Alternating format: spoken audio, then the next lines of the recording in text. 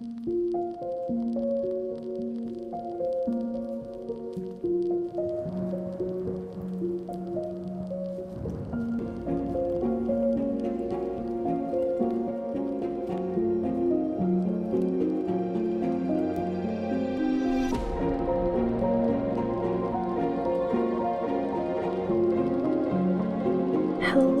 and welcome back to another reading. So today, I had a completely different reading in mind. I didn't really have an idea of okay, this is the kind of message that's probably going to be coming through today. No, I didn't have anything like that. I was just like, I know I want to film something. I feel like something wants to come through, but I don't know what it is yet. And I'm like, well, maybe there was something that, maybe it'll come there is something there, but it'll come through as we go through the readings, because that happens sometimes. So I'm picking out my cards. I'm thinking it's October. I'm going to have a fun little cutesy Halloween theme going on. And I had it all set up, and I also had my cards all picked out as well. But then as I'm going through, I'm like, no, there's something that's really bugging me. There's something that really wants to come through. And I picked out some decks that I haven't even gotten to use yet. There's a deck that I've had for actually quite a while, but I've never even used it at all. I felt drawn to buy it one day, but I just never used it. I haven't even used it on myself. So that card deck wanted to come through, and then I started realizing that there was a theme that wanted to come through. Something was really connected here with, from what I kind of felt, maybe my past 2 readings, I want to say, where I had kind of like a moon theme going on. And I had a message for just the overall general audience, I should say. And so I had a little bit of a reading to give in my intro. I don't really have a reading to give, not in the same kind of way, but for some reason I kind of felt like I needed to say something about Persephone and Hades. And the reason I felt that way is because when I was picking out these decks, they kind of had a darker theme to them, which I was like, okay, that's fine, because I kind of wanted to use these decks for Halloween anyway. But I went deeper than that, and one of the decks that I picked out is actually my Persephone Oracle deck. And so I was like, okay, that actually resonates. That feels right. That feels like the message that wants to come through. But it wasn't just Persephone. I also kind of felt a connection with Hades as well. Now, I don't work with them. I am pretty open to working with any kind of god, and recently Hecate has been reaching out to me, and so I've seen her as my goddess. I've seen Brigid as my goddess. I am not surprised that Persephone popped out, because Hecate is somebody who is able to guide Persephone back and forth from the underworld when the seasons change. When she's out on land, if you know her story, she goes back out on land with her mother, and then that's when we have spring and summer. But Persephone then in the fall goes back down into the underworld with Hades, and then that's when we get fall and winter. That's a very brief description of that whole story. There's a lot more to Persephone and Hades, but if you ever feel like you want to give them a read, go for it. But yeah, I'm not sure if they're coming through because somebody or multiple somebodies here who are reading or watching this reading are connected to them, or one of them. Or maybe they're coming through because they want to connect with me. I don't know. Sorry, the phone is ringing in the background. So we're just going to ignore that, okay? But yeah, that's what I kind of feel like. I feel like Persephone and Hades are coming through, or at least their energies are coming through, which is then I felt like I needed to look up what their energies mean. And at least for Persephone, what I found out was she has energy that helps us when we are feeling trapped or stuck to find a path to personal success and fulfillment. And so that really struck out to me because that's kind of been a little bit of a theme in my past few readings. It's also just not a surprise just because of where so many people are at in the world right now. And I know I am. I'm there. I'm in the same boat. But then for Hades, he doesn't. I mean, I don't think he has anything that specific like Persephone, but like he is associated with. If you know anything about Hades, it's pretty obvious about darkness, death, and the unseen. Which then kind of made me feel like maybe we're also stuck on certain things that we can't see how to get out of it. You know, we feel like we're stuck in this darkness. So maybe that's what these readings are going to be today, to maybe give you some guidance on how to break free of that darkness and be able to actually see kind of like a light at the end of the tunnel kind of thing. You know, we've talked about like aha moments in my past readings. You know, you have that aha moment to help you push forward. Also, Hades' energy has a very mysterious and ominous feeling to it. So it's the mystery of the whole thing. You know, how do we move forward from where we're at, right? And then that kind of relates to the crystals that were picked out for today as well.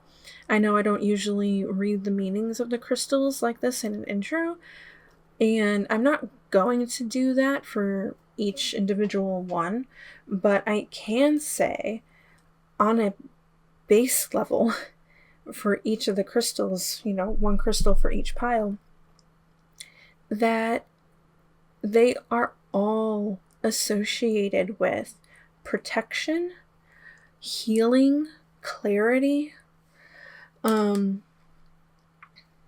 strength. And also, when I said protection, you know, it could be a general protection, but protection against negative energy.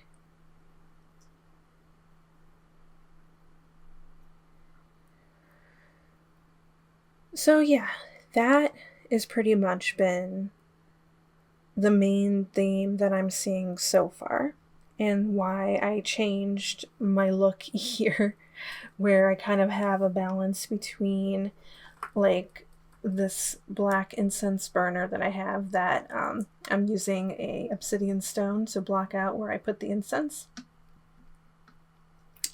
It's actually a black moon. You can't really see it. It's something brand new that I picked out.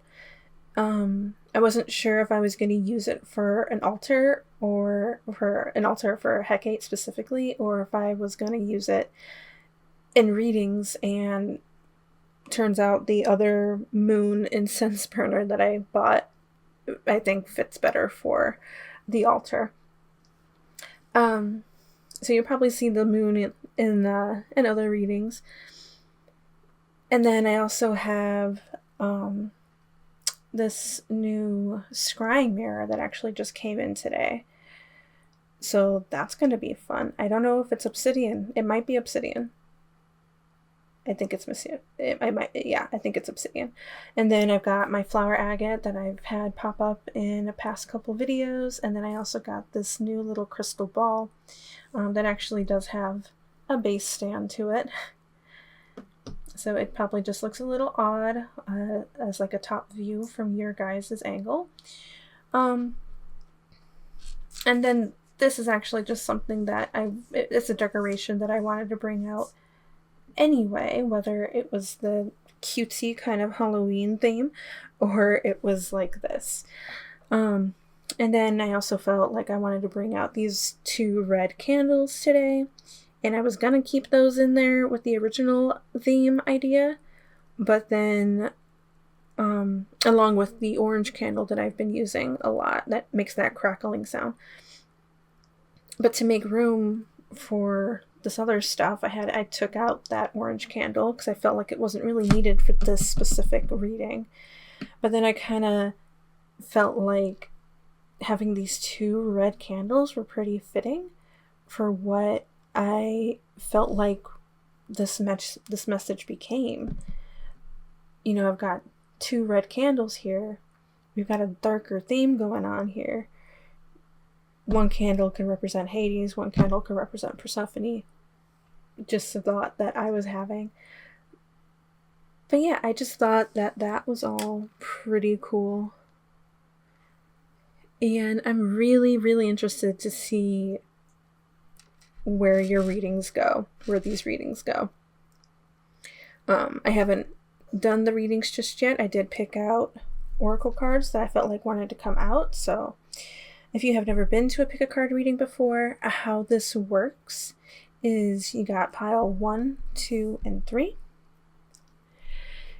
And you're going to pick one of those piles. I will be putting crystals on a little bit that could help you pick a pile for you a little bit more easier. You can also look at the timestamps below. Maybe you see your favorite number down there. You can also pause the video if you need a little bit more time. It's perfectly okay if you have, not just one card picking out or sticking out to you, but you can pick 2, you can pick all 3. It doesn't really matter. If you're having a hard time and feel like you just want to go ahead and watch all 3 piles and you just pick the one that resonates with you the most, that is perfectly okay as well. But yeah, again, I'm really curious to see where these readings go. I'm really excited to get into them. So what I usually do on this channel is that we usually take 3 deep breaths before we start our meditation on these cards. And then once that minute is done, I will go ahead, put these crystals on these cards, and you will meditate on them as well.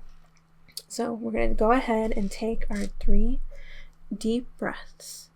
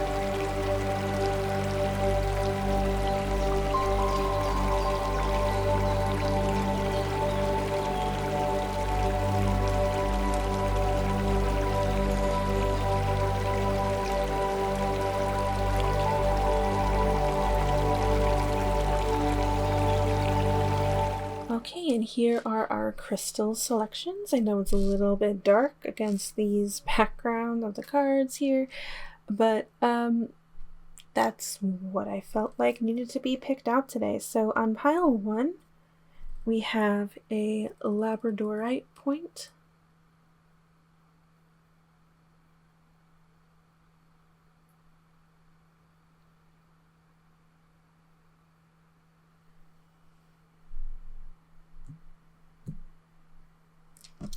On pile 2, we have a piece of blue tiger's eye. This is actually something brand new that just arrived today.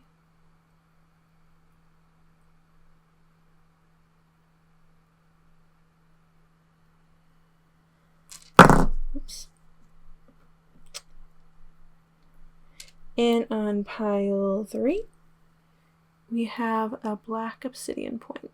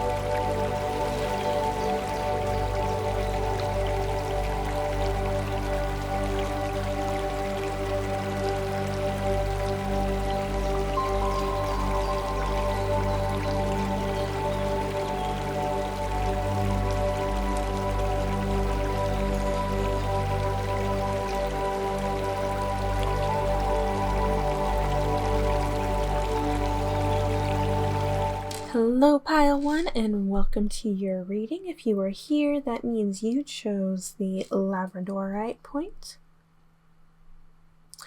So I know I already kind of in the intro said like a baseline of what this crystal means, but I still would like to go ahead and read it for you. So this gemstone creates a shield for auras and protects against negativity of the world. It is said to temper the negativity within ourselves as well. It's known for its changing colors, so it is no surprise this gemstone is known as a stone of transformation, enhancing strength of will and inner worth. Okay. So we will see if that is something that relates to your reading today. So right off the bat, we got one oracle card here for you. Go ahead and pull up my my screen here where I can see what I'm doing on camera. So yeah, we're going to look at this oracle card, and what we first have is focus. Focus your energy. Your intentions hold great power.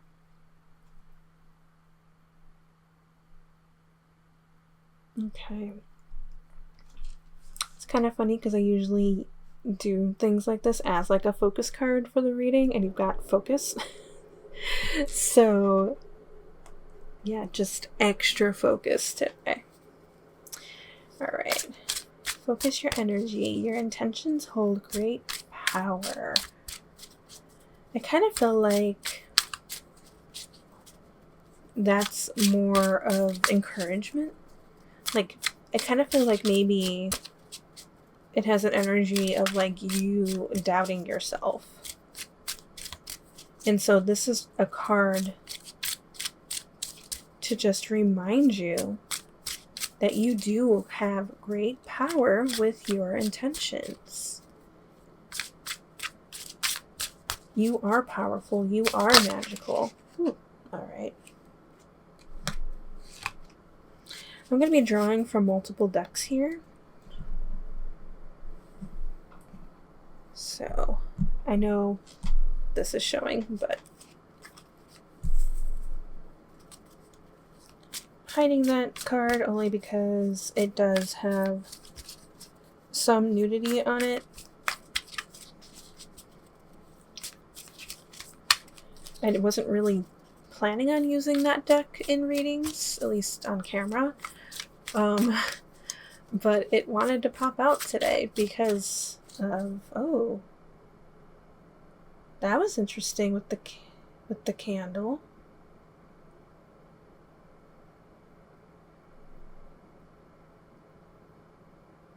Is it going to come back? There's still a flame on it.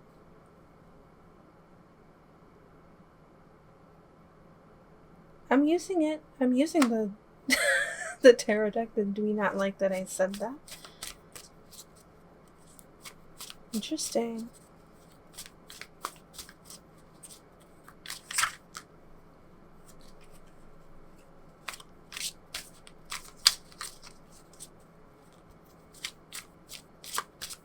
Lack of focus, maybe?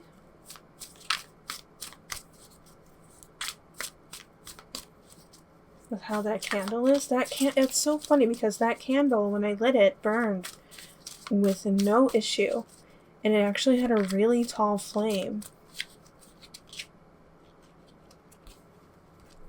Okay, I feel like that card wanted to come out. We'll see if it comes back.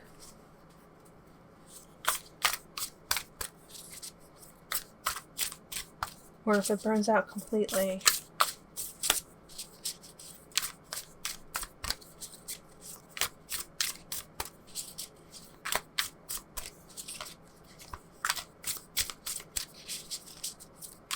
That's so crazy.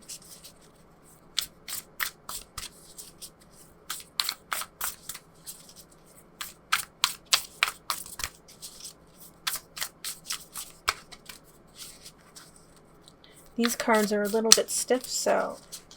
And I've never really... Like I said, this is the deck that... I think I had mentioned that I have never used before, so... Not only are they kind of sticking together, but the cardstock used, whatever material was used, is actually pretty stiff. And if you've seen my past readings, or at least the first reading that I had made after a year of being away, I had explained that shuffling is a little awkward for me because my hands got injured 2 years ago.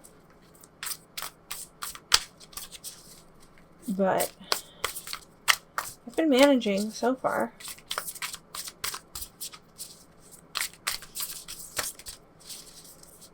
It's just certain decks are kind of hard to hold.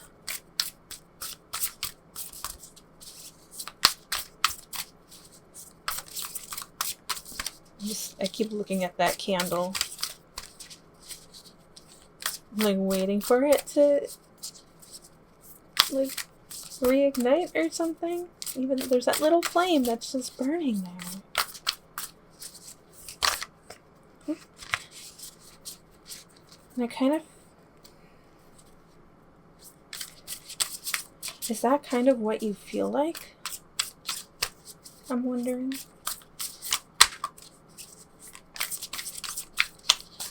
Maybe you felt like that spark you once had for something has kind of dwindled.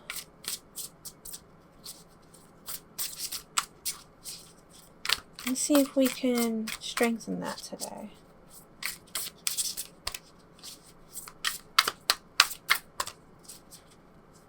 I feel like this one wanted to pop out.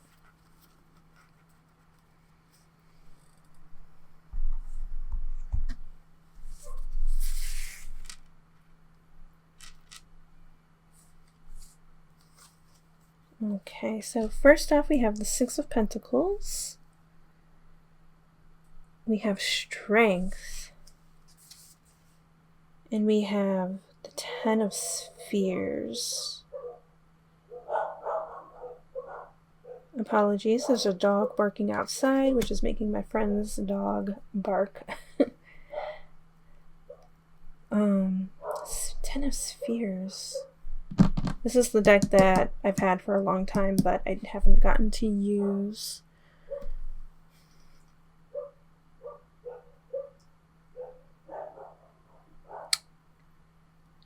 I feel like the Ten of Spheres is related to Cups energy, but I am not entirely sure.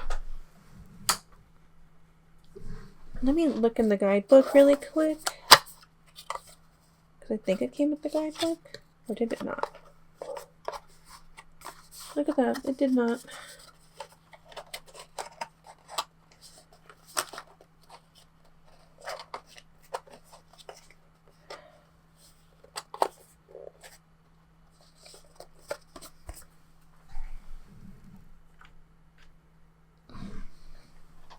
Let me look at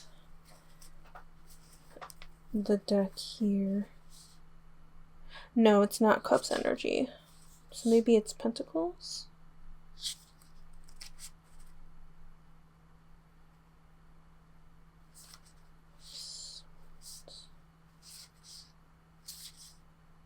Okay.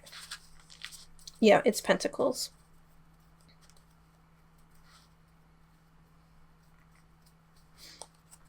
Okay, let me just kind of clean up my space here, get these tarot decks out of frame.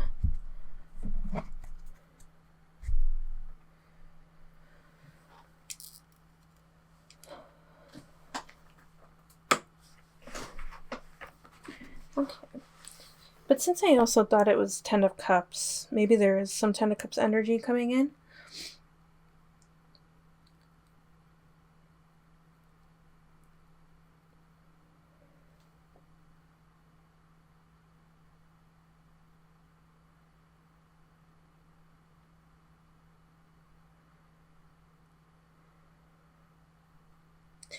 So I know when I edit this card right here is going to be partially blurred out.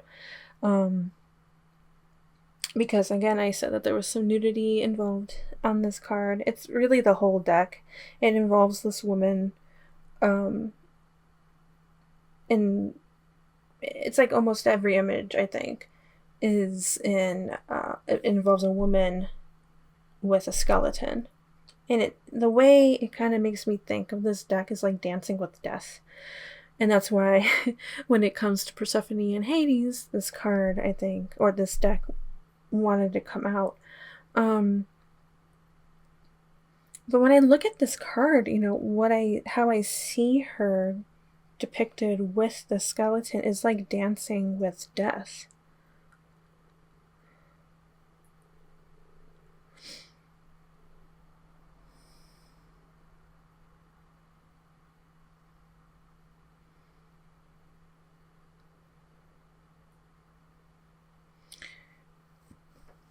Maybe you're dancing around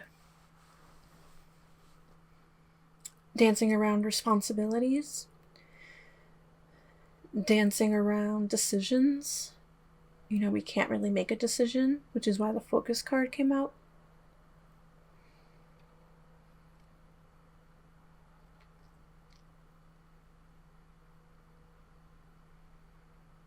And it's not necessarily coming across as like you being irresponsible. Maybe some of you are. And then in that case, you're being told to kind of calm down. You know, kind of calm down and focus. But then for some of you, you're dancing around all of this stuff, maybe dancing around work, chores. You know, it's just like you can't catch a break.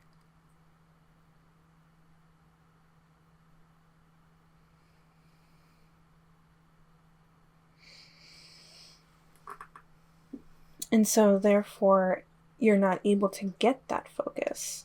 But regardless of where you're at with the Six of Pentacles energy that's coming off of this card, you're being told to focus more. But you're also being told that despite all of that, you have the power to make what you want to have happen actually happen. You have the strength to do this. And with the Ten of Spheres popping up, this Ten of Pentacles card popping up, if you gain this focus, you're going to be very successful. And that doesn't just mean materially or financially. I mean like home life too. Because when I had thought that this might have been like the Ten of Cups, and thought maybe, okay, maybe that energy was coming through. We can think about emotions, family, the home.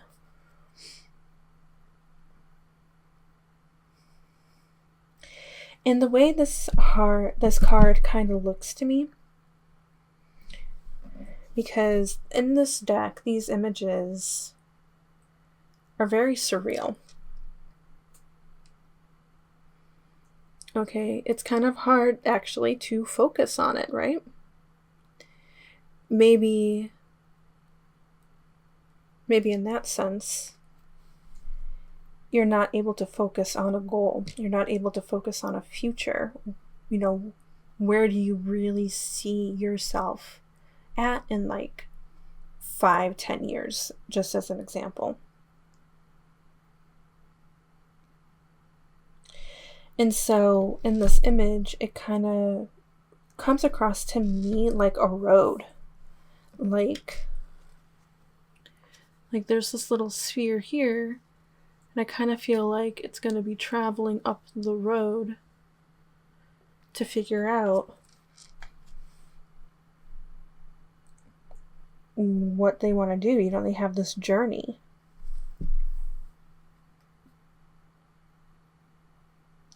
But in this image, you know, it starts off small.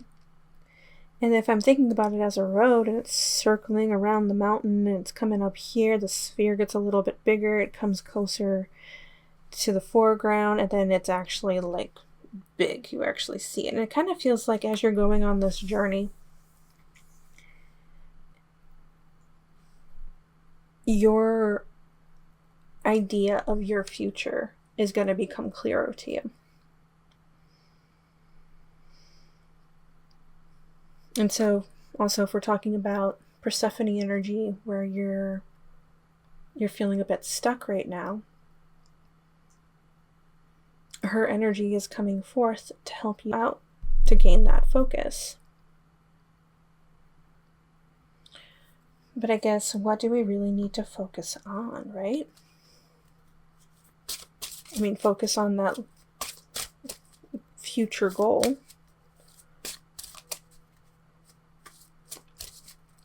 Focus on your life in 5 to 10 years. Let's see.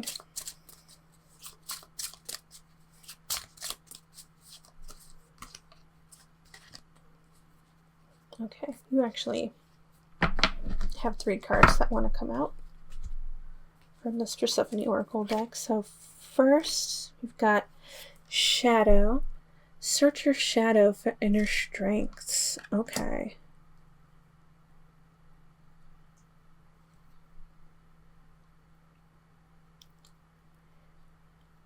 I kind of feel like the answers are within, but you need to go through some like shadow work. You know, you need to sit in this darkness to find the answers.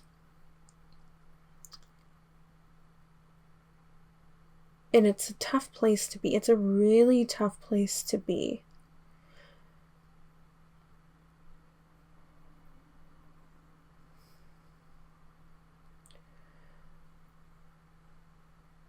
But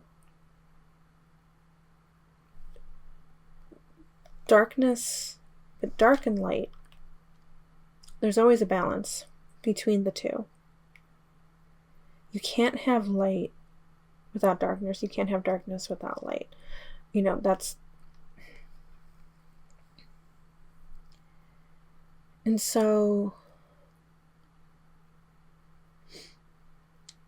when we sit in our own darkness and we really take it in and we work on ourselves, we usually find the answers within.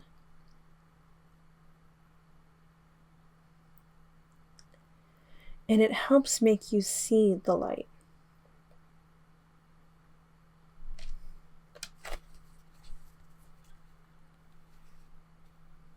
We have boundaries. Your boundaries are yours to defend. So maybe we are also lacking boundaries with some people in our lives.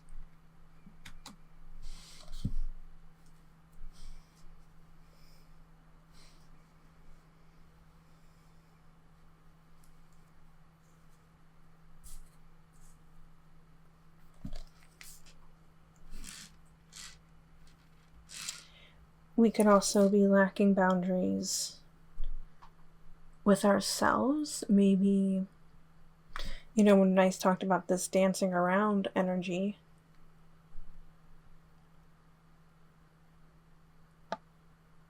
have a boundary with yourself to focus and say, okay, no, I'm not going to be doing this thing off to the side anymore because I need to focus on this.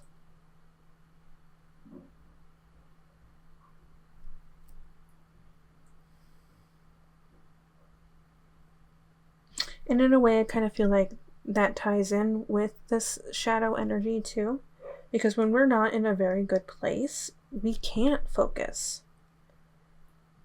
And so your mind kind of gets used to distractions.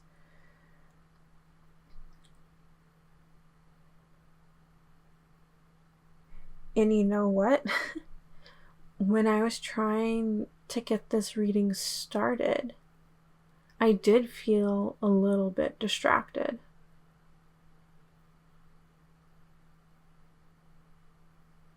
So I feel like that energy was coming through for me as well, when I was just sitting here trying to get started. I couldn't really focus. And now I'm kind of wondering if that's going to be a running theme. But,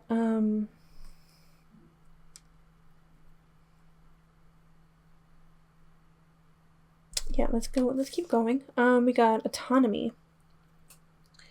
Be the orchestrator of your own destiny.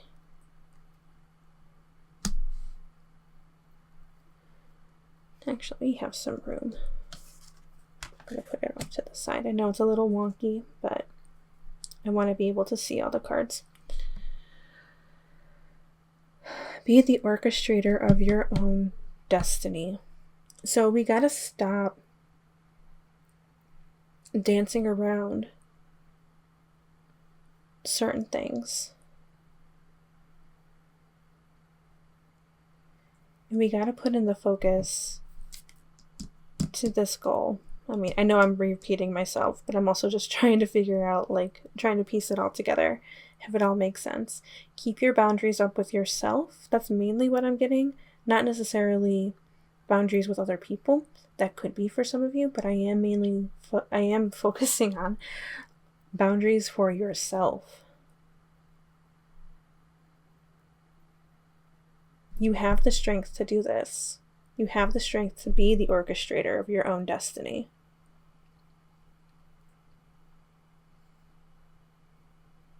We got to work on getting out of these distractions, getting out of the shadows a little bit more.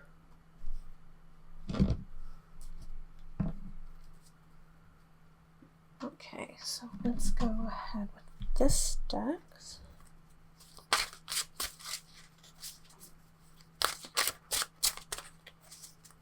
When I look at this focus card too, the image in the middle kind of made me think of a wand. And now with the orchestrator card coming out, ooh. Okay. All of that wanted to come out. With the orchestrator of your own destiny, it kind of made me feel like, you're picking up the wand and you're wavering it around, literally creating your own destiny. But again, we gotta focus. Wow, these are a lot more cards than I thought. Okay, so we're just gonna go with them. We've got pure nature.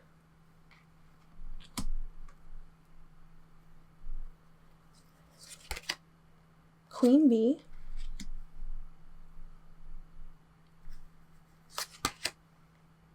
My dear friend.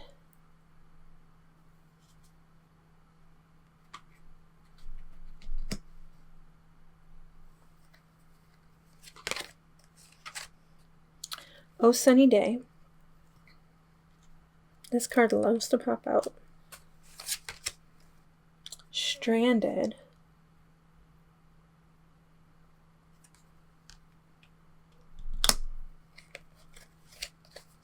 And red garden.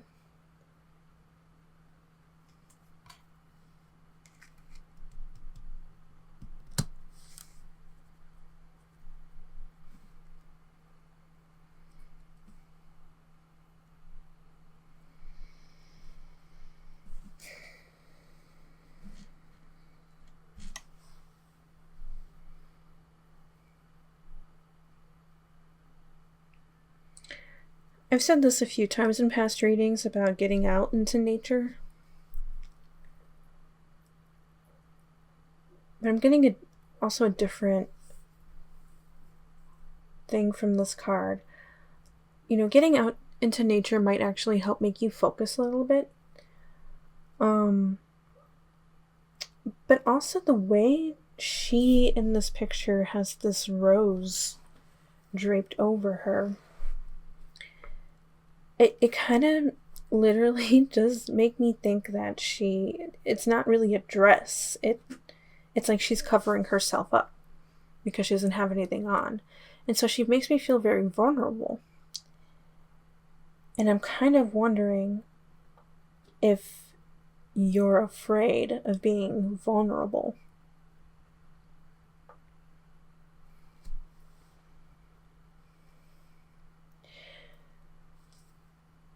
But you don't have to be afraid. I kind of felt the connection between this card and this card, whereas she's covering herself up. But then in this image, she's actually flaunting what she has on. It's kind of like this rose bloomed even further, and then she actually becomes the flower herself. That's kind of what that is reading to me.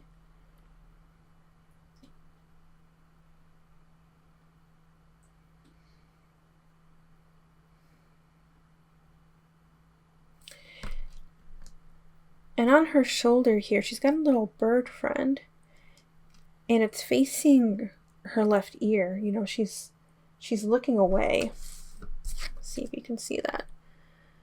I know it's a little bit blurry, but she's looking away. The bird is facing her, and it's kind of like that bird is whispering in her ear about something. And I get two vibes from this. One is the bird is telling you to look in that certain direction. And there it is. There's your answer to maybe help get you out of this shadow period, to help you focus more, so we can get to this Ten of Pentacles. Or you've got somebody in your ear and you're ignoring them, and so you just look the other way.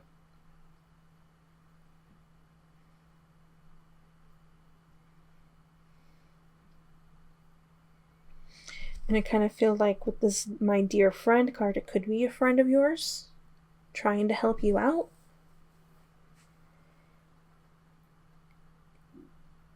Either you're ignoring them, or it's a friend who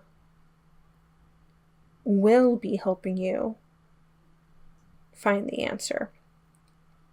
But I think you need to take that step forward and maybe ask for that help. And then with Queen Bee here, I kind of also feel like this is you as well, having it like relates to the Strength card, and you being in this Ten of Pentacles energy. It's like you've reached that goal. Like, this is what you want to be. It's kind of like, here we are feeling vulnerable, but then when we finally show our real selves and we don't care what anybody else thinks, we feel like this image over here. And then as we're going through the winding road to get to our goal, we come out on top. Oh Sunny Day usually makes me think of like the Sun card, with happiness. And that could be coming through. But having these two cards look so similar in color that it kind of makes me feel like It's more connected to this shadow energy of feeling stranded. Maybe somebody did strand you.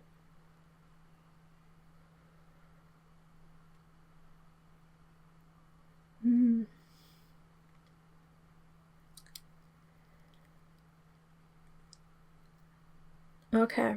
Yeah. Maybe somebody left you in the dust, and we don't know where we need to go, because now we have to do it on our own. And as I'm talking about this, I'm watching this candle that looked like it almost pittered out. It's starting to grow again.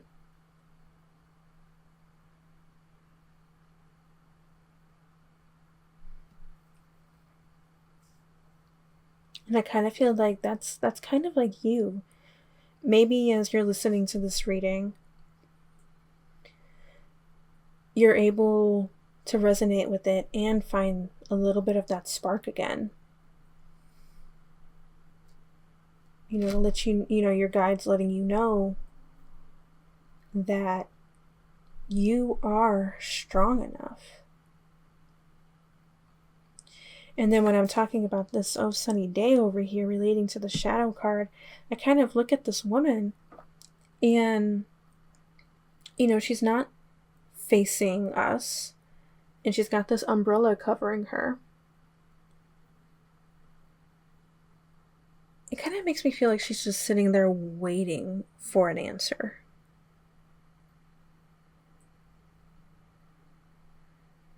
But I really do think the answers are within you.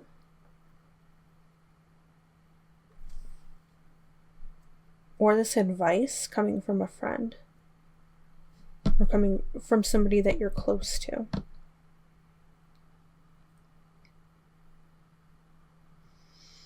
We just need to listen. We need to listen, and we need to stop dancing around things, and we need to get out of this shadow energy. And I'm sorry if somebody made you feel this way, made you feel stranded in some way, left you in the darkness, left you unsure of your future. But you are strong enough to figure this out.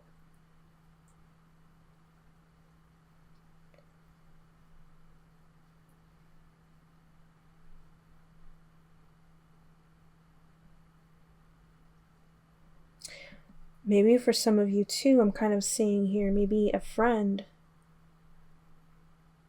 did tell you something, you took their advice, and then they just kind of left you hanging.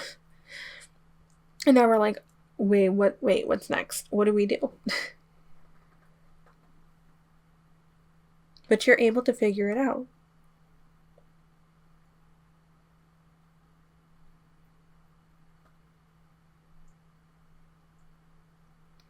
Maybe boundaries with somebody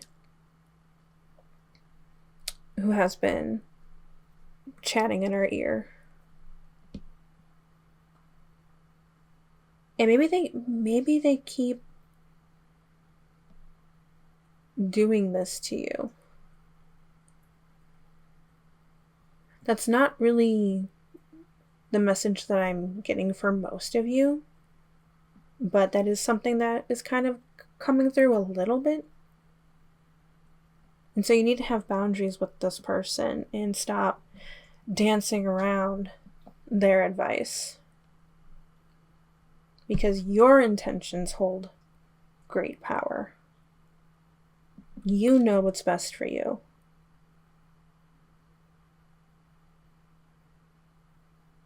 And when we allow ourselves to have the strength to do it, we're going to be this queen bee energy. Okay, let's go ahead into these next oracle cards.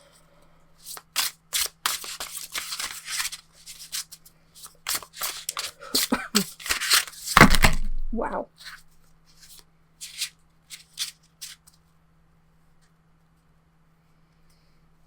Okay. Do I want to go with all of these? I mean, I guess so. I was gonna read from the book. I don't want to read this much.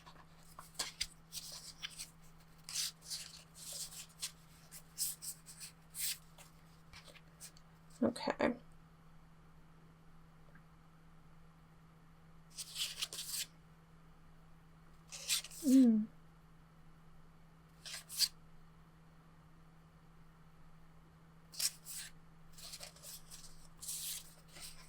Well, I'm just looking at these. Oh my god. Okay.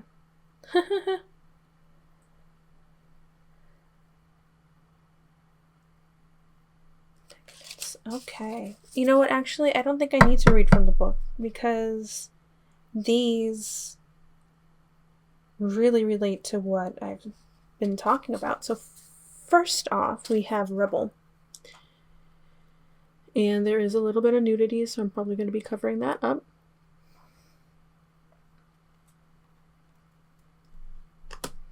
So with Rebel, I kind of feel like that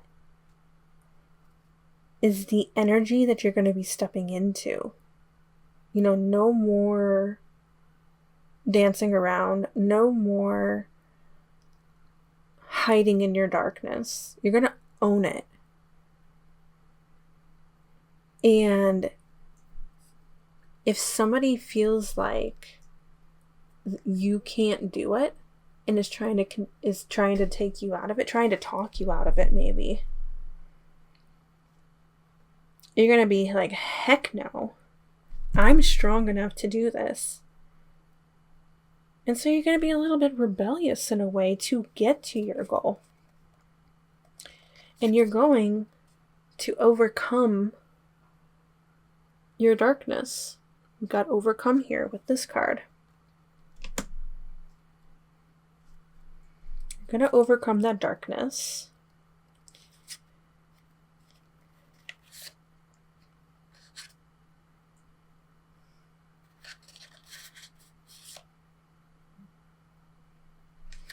We also have little ones. This is what that card is talking about. It's got these animals in cages. And maybe that's kind of what you feel like. You feel stuck in a cage.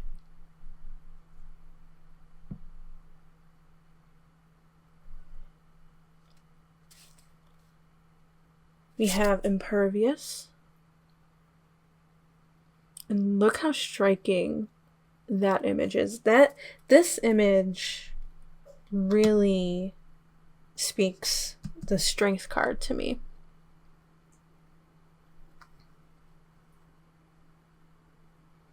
Which, now that we're bringing this up again, we've got this woman standing in front of a lion holding this magic sphere. And now that's kind of looking to me like you being, hold on, because we got this card too, vulnerable enough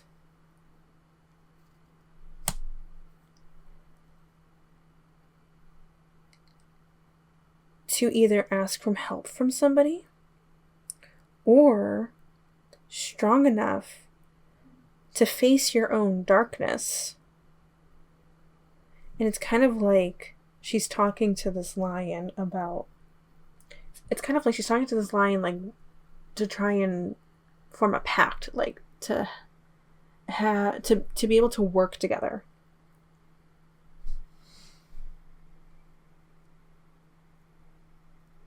And I feel like that magic sphere is the intention of great power.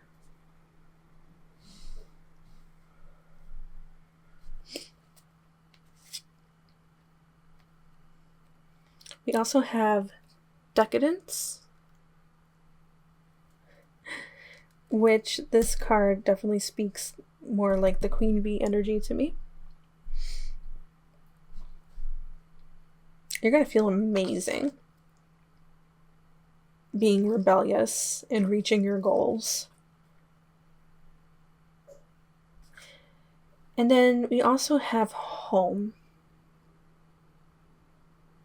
And on the card it says, home is where the heart is.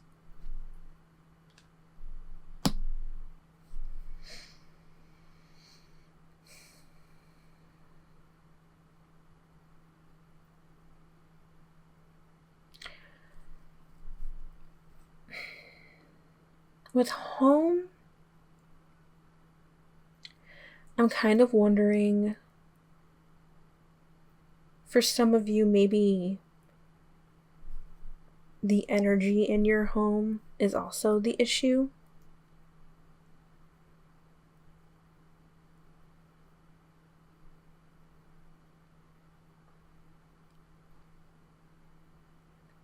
I'm also hearing remove negative energy from your home. Sorry, just gotta take a sip of water really quick.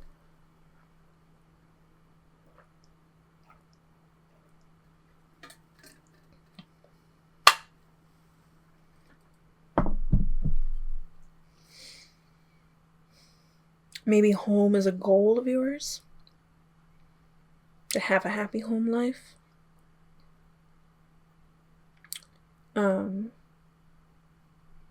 Talking about that home and family, like, when I had mentioned about thinking that the Ten of Pentacles was actually, or the Ten of Spheres meant the Ten of Cups.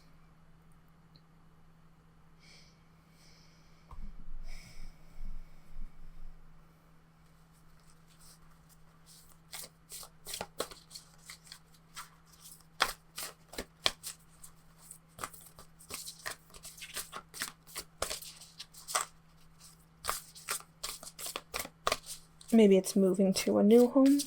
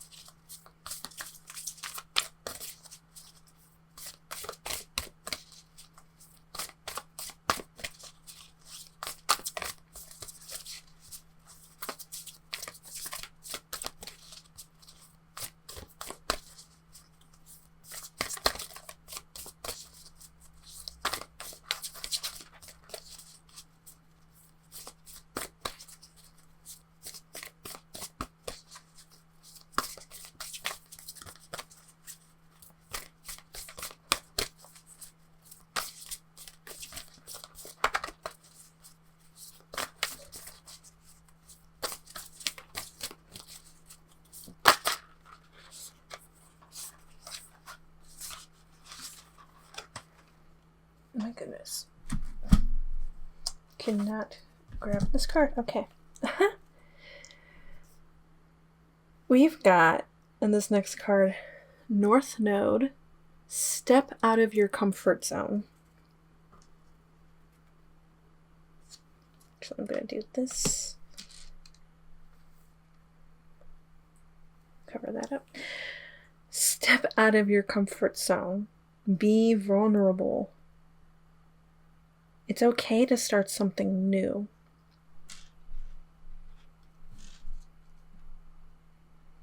It's okay to go about it on your own. It's okay to ask for help. And with the North Node, it's really going to lead into your life's purpose. You just need to step out of your comfort zone.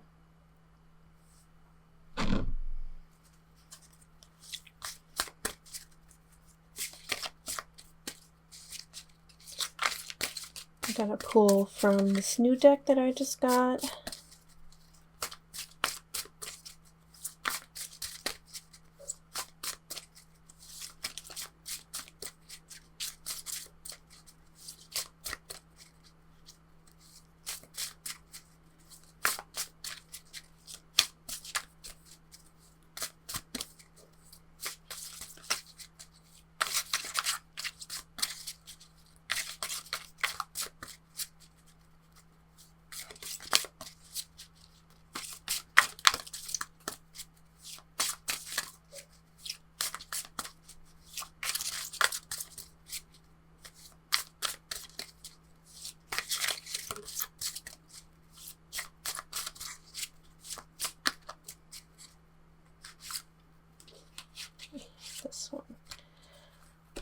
Okay. We've got Chiron, inner healing.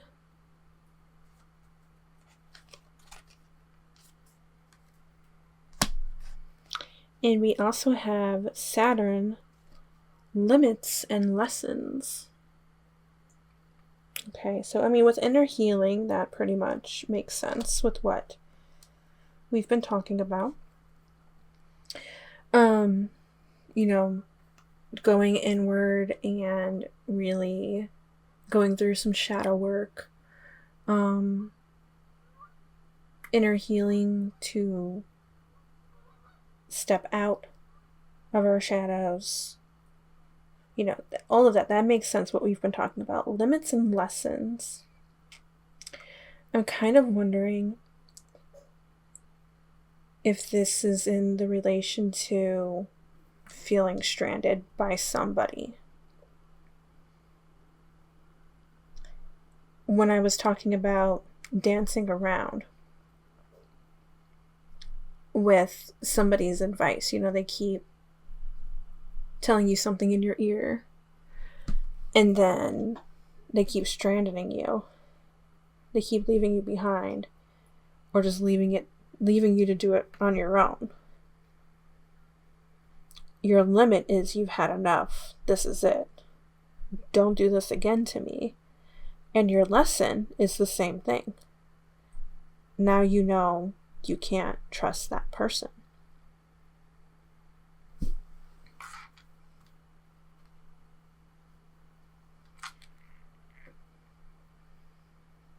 And I felt the need to look back at the Labradorite meaning and, you know, protecting against negativity of the world, negativity from somebody else.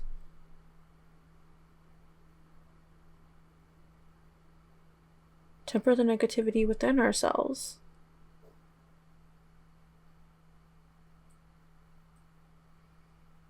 Transform, enhance strength, and know your inner worth.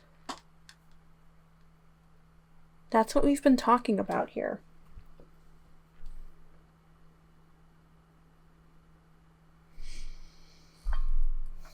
Nobody else tells you what you're worth. You know your inner worth. You're strong enough. You can do this.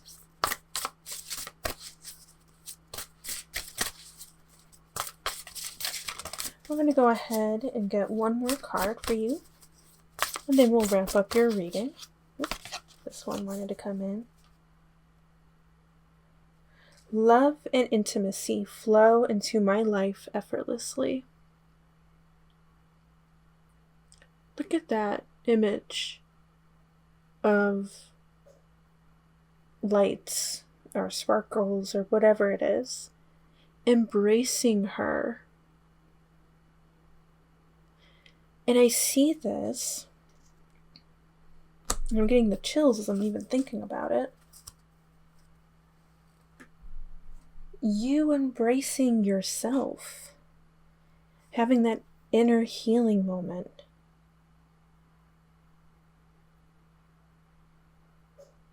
You know, you can literally go ahead, you can sit right here as you're listening to this video and just wrap your arms around yourselves and just give yourself a big hug and imagine yourself letting go of the darkness. Tell yourself it's okay. Tell yourself you're strong enough.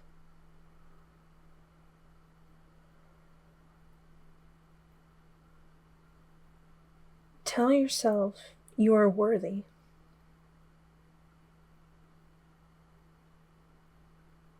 Hug yourself like this. Cry it out if you need to. Have this inner healing moment. And once you have that moment and you sit with it and you reflect, I encourage you that when you come out of that, to keep your boundaries up. And keep reminding yourself that you are strong enough.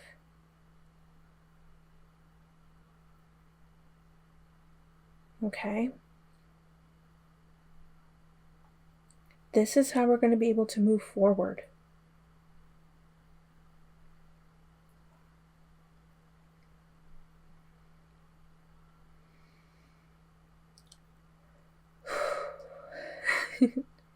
So, I think we just needed that little bit of a breath there at the end.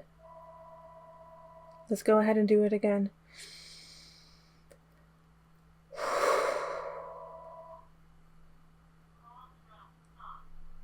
Okay. I'm sorry about the phone ringing at the end here.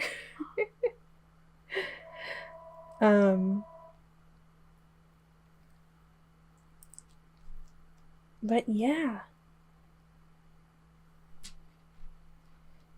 You know, before we end it here, I don't know if you could hear the answering machine saying call from mom.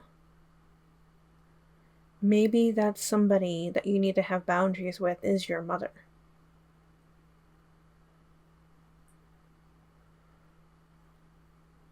Or it could also be advice from your mother. But you know what? If we're talking about like negativity, maybe in the home, yeah, maybe that is your mother. Or a parental figure.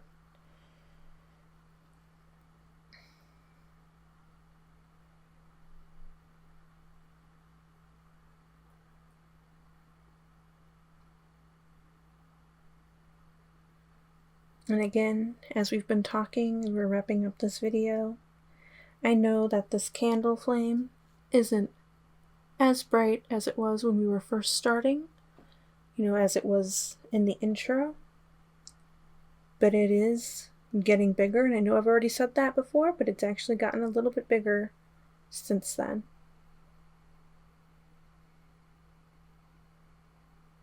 And it continues to grow. I am not kidding you. It continues to grow.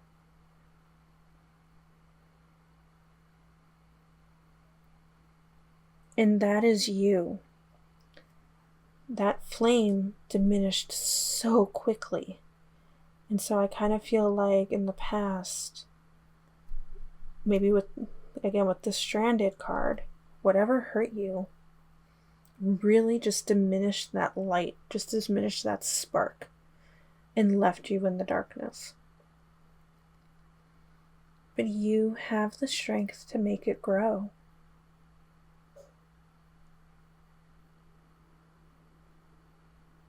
You have the strength to set boundaries. You have the strength to flaunt your worth.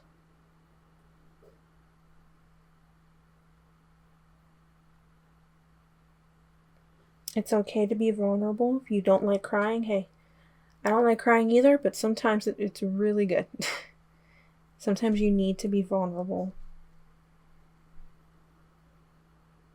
so you can let out that negative energy.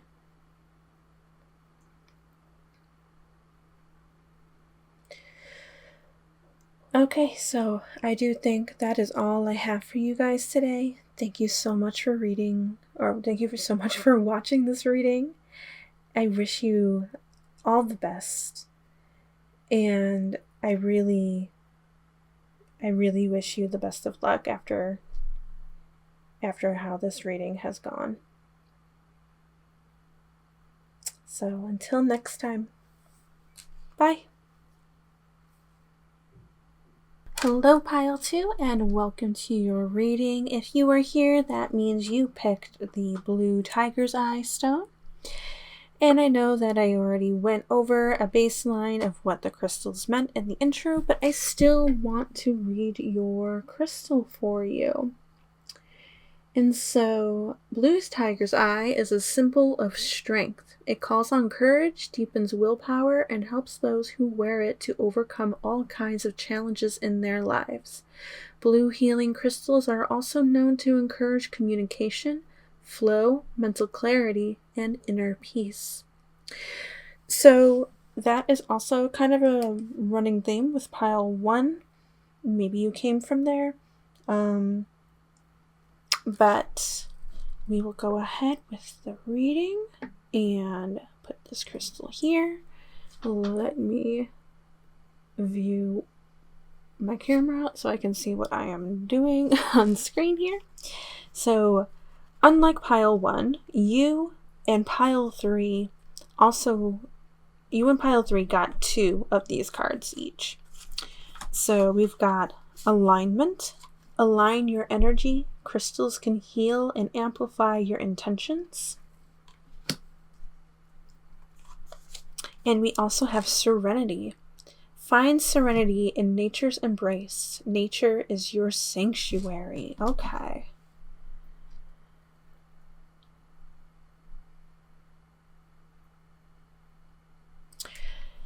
So you're calling, or your guides are calling for you to have more alignment. Maybe you need to sit in with nature and just meditate a little bit. Meditate, clear your mind. You could go to a park. You can go ahead, sit in your backyard if you have the space outside, just sitting with nature among the trees. Maybe go to a nice stream, something like that, to help align yourself.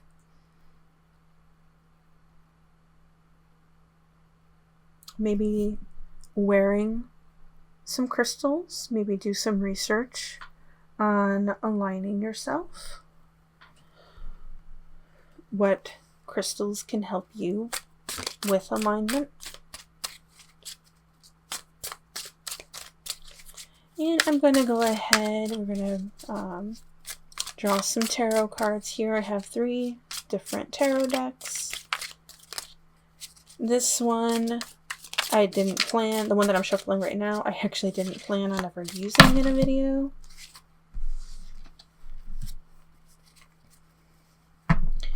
Because there are some nudity involved in these cards, so I'm probably going to be blurring them out.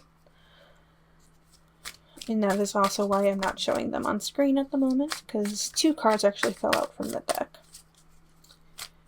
And now we're shuffling a new deck that I had just received today. Those wanted to come out. You're getting a lot of tarot cards already.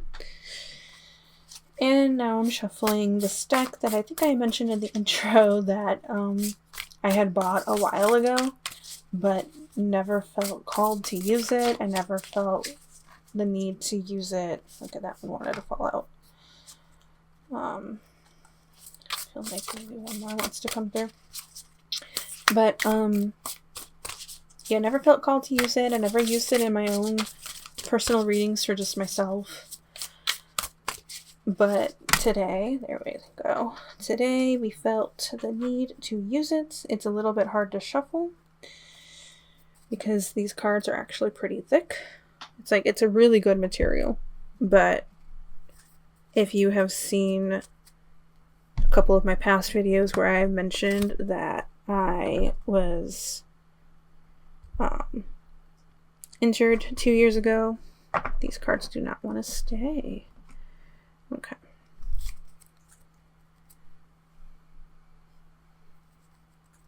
I'm just trying to clear the space.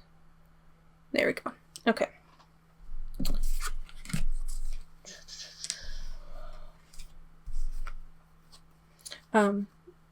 So yeah, my hands got injured 2 years ago, so it's kind of awkward to shuffle. But here we have... Okay, I don't think I really need to... maybe I will. But for the most part, I actually don't need to blur out these images. First, we have the 3 of Swords.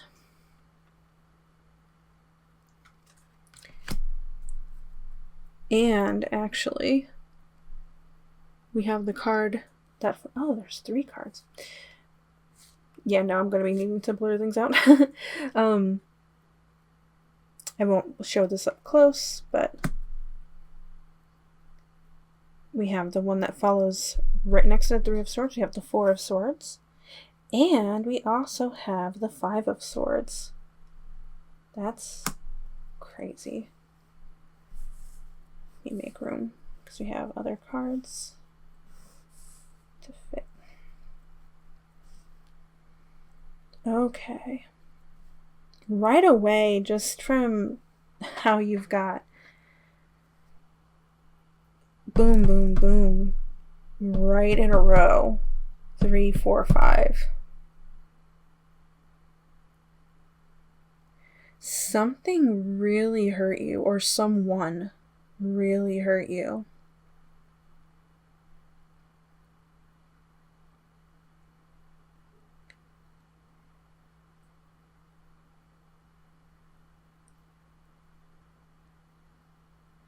And you have the Four of Swords here with this image of the woman praying.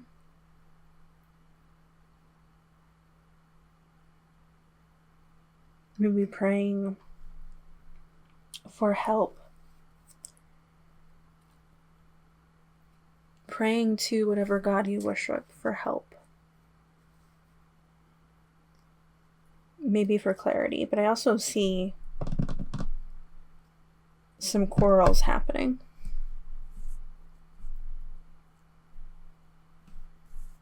Let's go ahead and lay out the other cards. We've got Two of Wands.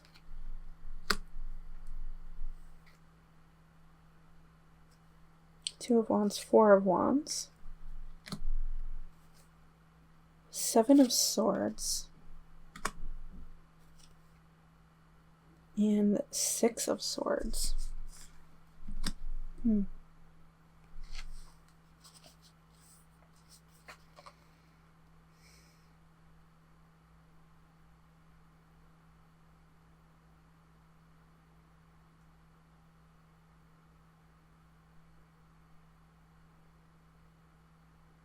Interesting. Okay. And then we also have the Hierophant. And Five of Cups.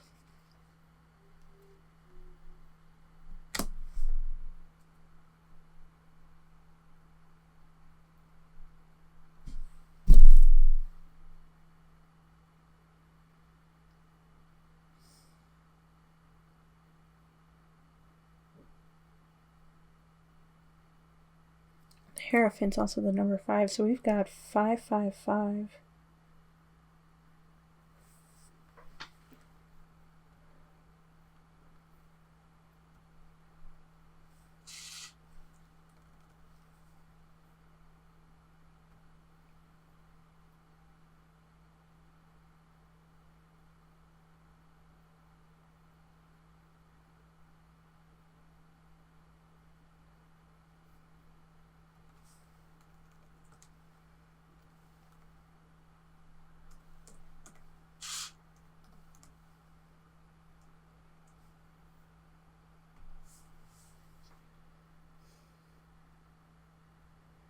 Okay.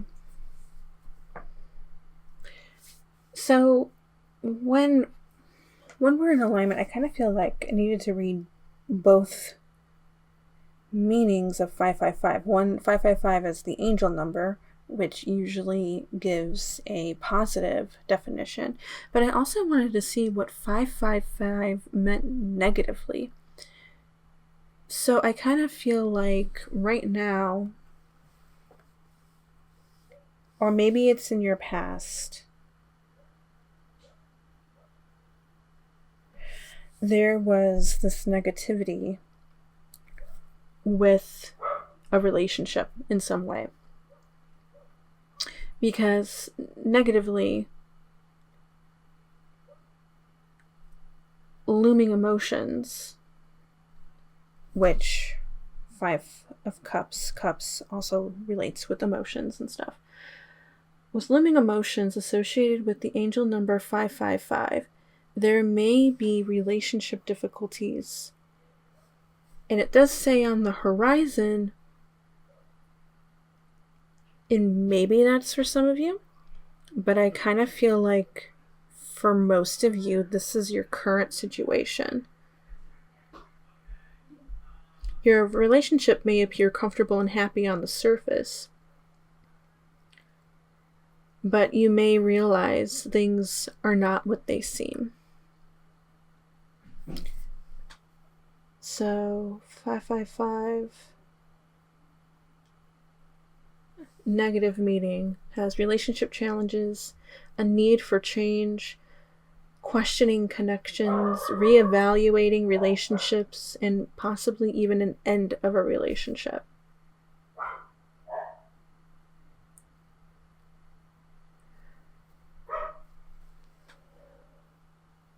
But I feel like with alignment here in what you're being called to do, 555 also represents change, good luck, transformation, freedom, and personal growth. So I feel like that is what you are being called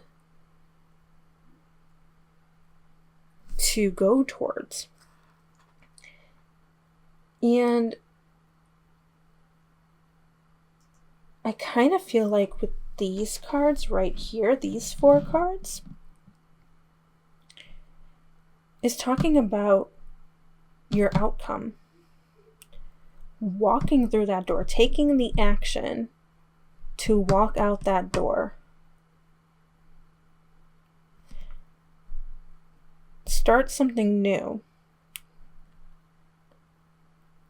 Have a celebration. 4 of Wands also talks about celebrations. And this image is also looking like a house. Maybe moving out on your own, if this is a relationship, like a romantic relationship. Doesn't have to be romantic. It could be, I know in Palo 1 we were talking about home life. So finally having that courage to walk out that door, maybe going to a safer house. You know, like a friend's house, a relative's house, or like I had already said, your own house. Either way, we're walking out that door to a better situation. We've got 7 of Swords here and 6 of Swords. And with just these images alone, it kind of makes me feel like you're building a community.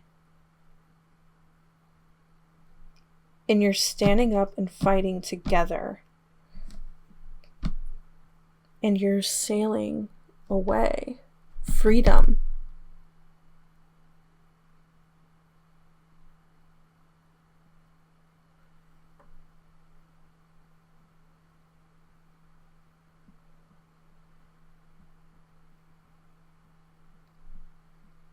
This image of the Hierophant is, it to me, it looks like a man holding his head, but you can't really see his face. And I kind of just feel like there's just so much torment going on in your mind. And that could either be negative thoughts you are giving yourself, or mainly what I'm getting, negative thoughts from somebody else, and they're just swimming in your head. It can also be both. But this is why I think you're being called to step out into nature. Step away from this situation. Ooh, my cards almost fell. Step away from the situation. I wanted to pop up the Fool. We're talking about stepping out into nature, and you've got the Fool card that just fell out.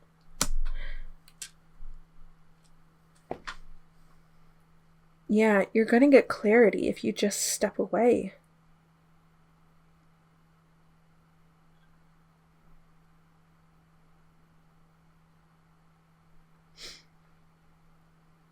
Literally, like, this woman is sitting on the skeleton. I talked about this in pile 1 where I'm blurring out a lot of these images because it is of a nude woman dancing around with a skeleton, or in certain poses with a skeleton. And she is sitting on the skeleton looking in thought. And that's kind of what I feel like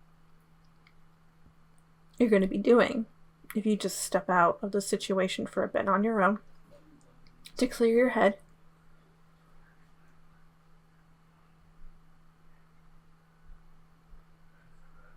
You won't feel like this skeleton in this image. That's what it looks like to me. It looks like a skeleton clawing its way out, clawing its way through the sand. But also, there's like this really long arm reaching up.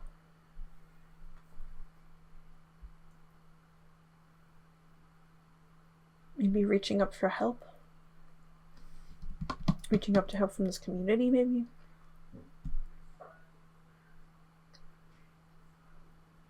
Reaching up for guidance, maybe from your guides or, whoever you're talking to spiritually.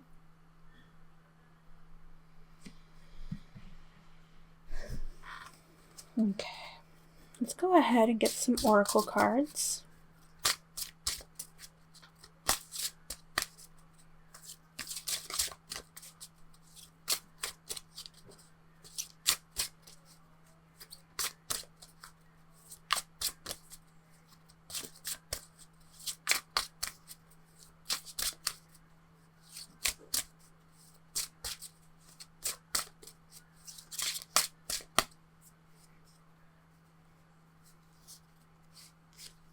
Like this one wanted to come out, as well as these two. Whoops.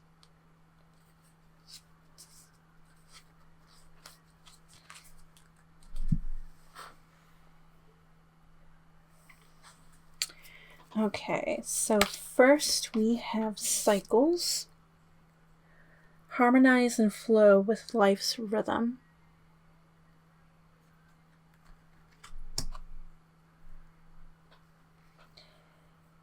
I kind of feel like not only is that a reminder of you, for you to harmonize and flow with your own life. You don't need somebody else telling you what to do if that's part of the quarrel over her going on.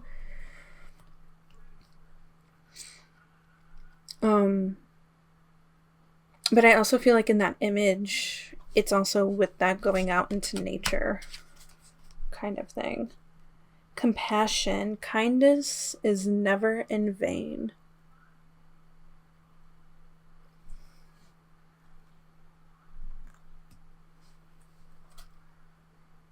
Be kind to yourself, but also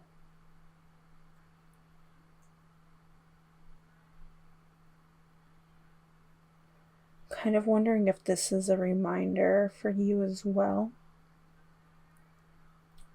If somebody hasn't been kind to you and you're just letting it roll off your shoulder,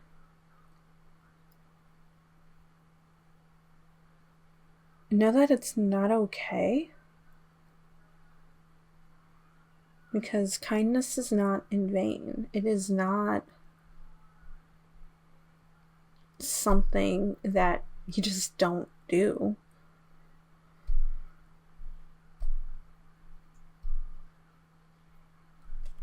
Like, we need a little bit more kindness in the world. And you deserve to have compassion and kindness given to you. But I think you also need to have compassion and kindness to yourself.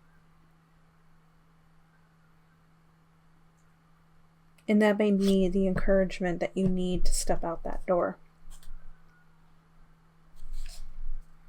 Masks, safety, or confinement.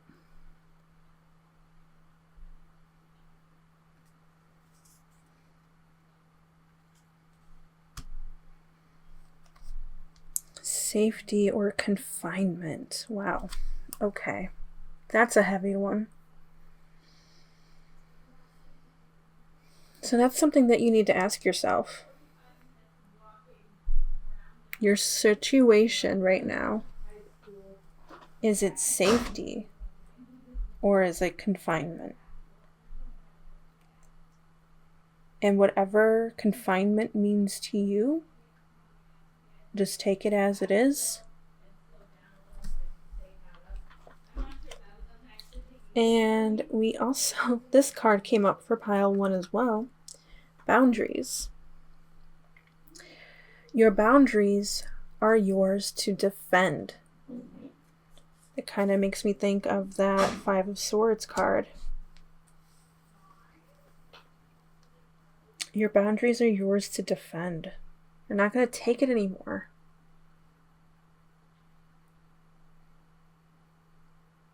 Okay, if somebody isn't being kind to you, you're not going to take it anymore. Either they show you kindness, or you're walking out that door.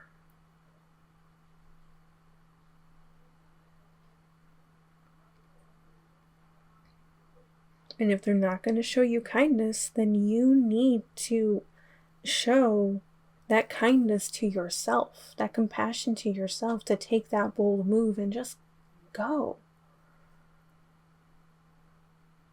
We don't want to keep wearing a mask.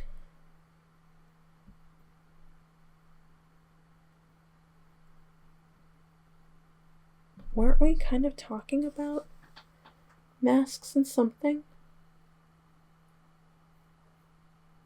Oops.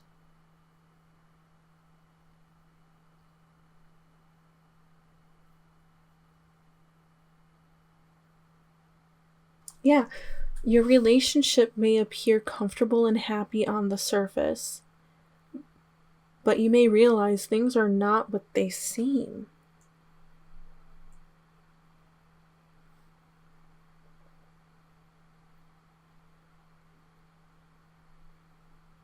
We gotta take off the mask. And you gotta fight.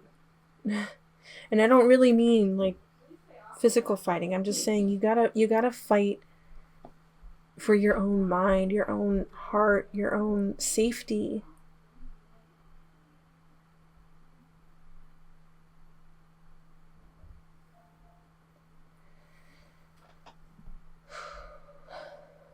Okay. Let's go ahead and get some more cards here.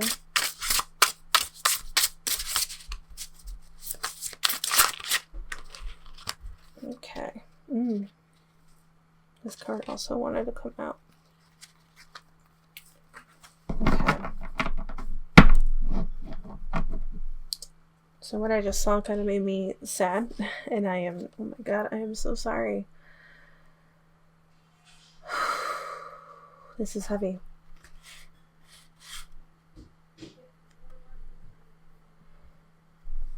With what we were with what we were just talking about, and I'm hesitating to show it because of how upsetting it is, but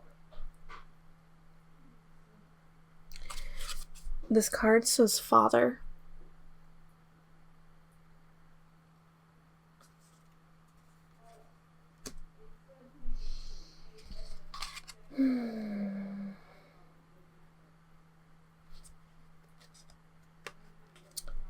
We also have legacy.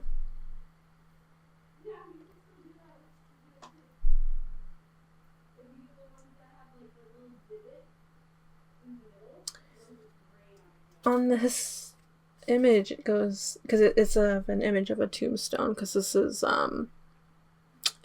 the embroidered graveyard oracle.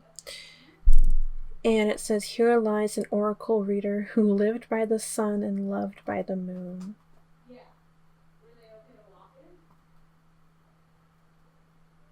You've got people who love you. You don't need to stay in this situation. Because whatever this is over here, it's not love.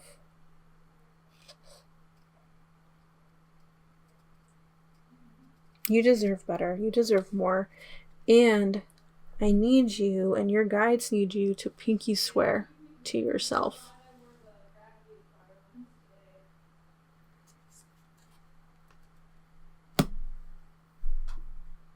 that you're going to have compassion and kindness to yourself, and you're going to walk out that door.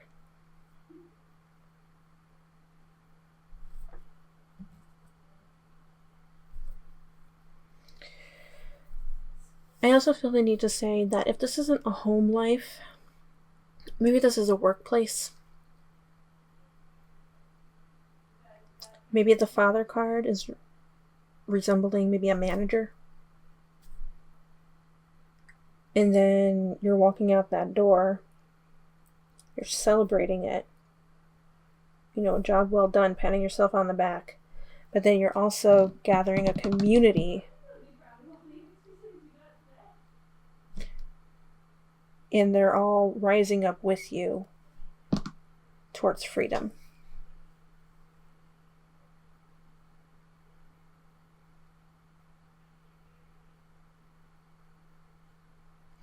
I also kind of felt like with this legacy card, when I first looked at it, if this is a home life for you,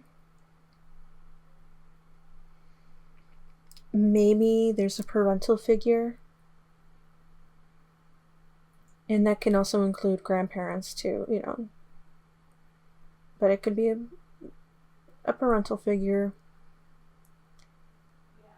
who wants you to live up to a legacy that you just don't want to have. You don't want to have anything to do with it. And maybe you're not living up to it in their eyes. And it's tearing you up inside. But you gotta have the boundary to say, hey, this isn't me. This is not what I want to do. I want to have my own life.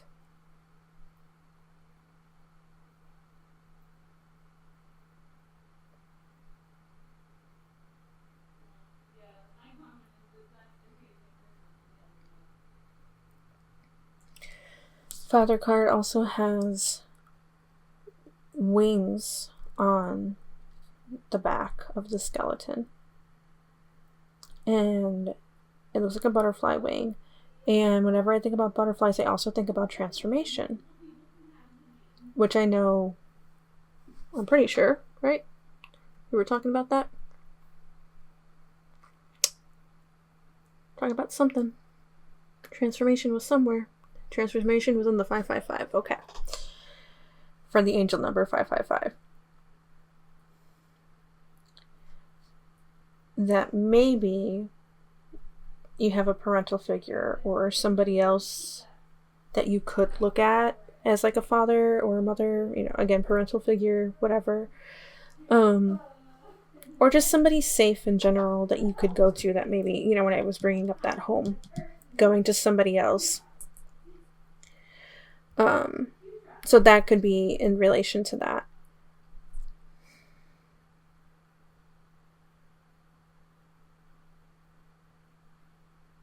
Let's go ahead and get some more cards.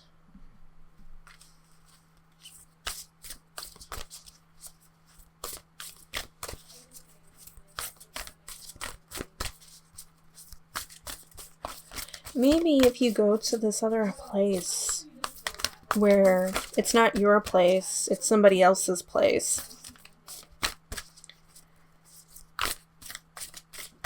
that they're going to show you the compassion and kindness that you deserve. And they're going to embrace you and tell you it's all okay. I feel like these wanted to pop out.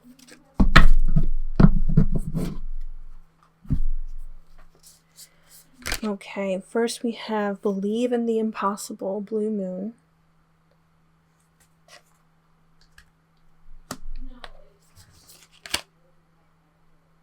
Emotions are running high, Supermoon.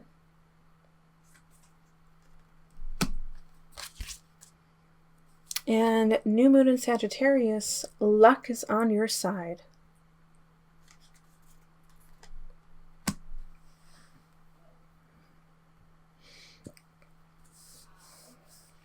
Okay.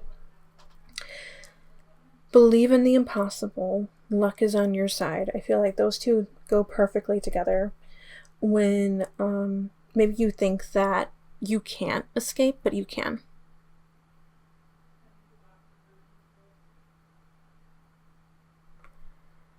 And emotions are running high. That goes with the 5 of Swords card.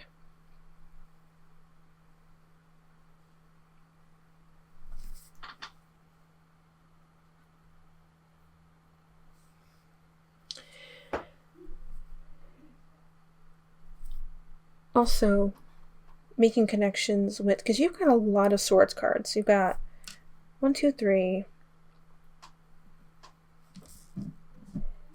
4, 5? Yeah. 5 Swords cards. Your crystal is all about communication and mental clarity. You know, those are the two of the things of what the crystal means. And swords relate to the mind and communication. So I do think just your crystal alone is encouraging you to have communication. It's healing that communication. It's healing that mental clarity, your inner peace, your flow. And then again, just to reiterate, this crystal is a symbol of strength. It calls on courage, deepens willpower, and helps those overcome all kinds of challenges in their lives.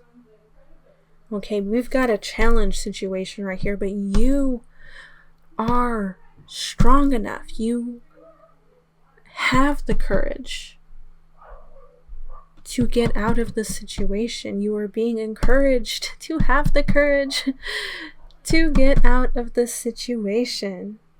You are being told you are strong enough. And I know we don't have the strength card in our tarot spread. We know that has not popped up. It did pop up in pile 1. And again, I'm making connection between that one and this one. And if you came from that one, this is just solidifying. Again, you have the strength in you.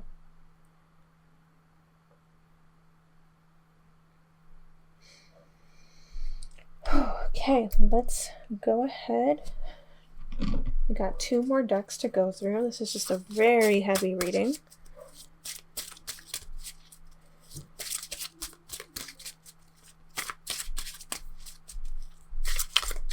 Luck is on your side. Got this image of an arrow about to shoot off.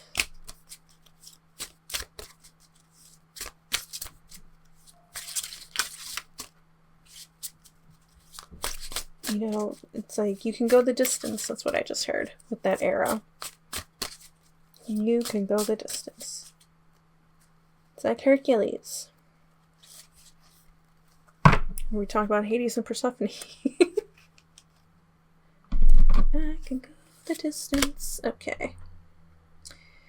We've got Taurus, the sensual. And we have Square, Challenge, and Disharmony. Okay. So Challenge and Disharmony, let's talk about that one first because that one's actually pretty obvious. That's what we have right now. We've got a challenge in front of us, and we also have disharmony around us.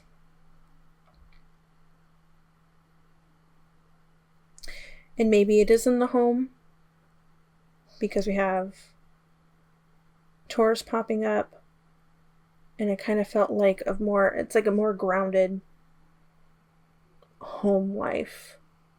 Like submit. Ooh, okay.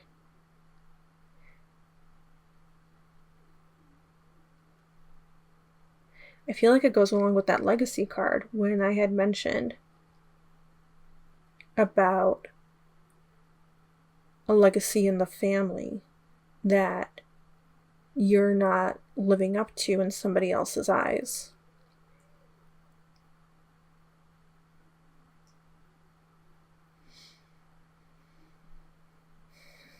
So like maybe this home is really rooted in the ground. And it's like you're not allowed to leave, but you are. You are allowed to leave, and you deserve to be, when I read the sensual text here, be sensual to yourself. And I talked about in pile 1 about hugging themselves. You know, you can sit here right now and you can just wrap your arms around yourself and just hug yourself. And tell yourself it's okay. Tell yourself you've got the courage. Telling yourself you can do this. It's not impossible. You can do it.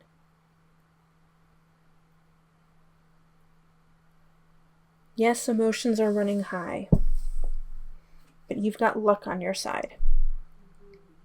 You've got your guides on your side.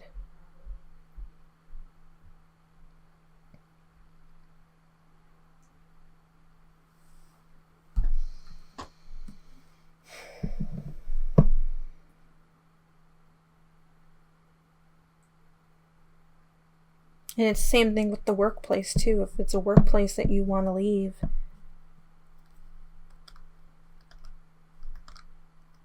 you can still hug yourself and tell yourself you can do this. You can gather that community.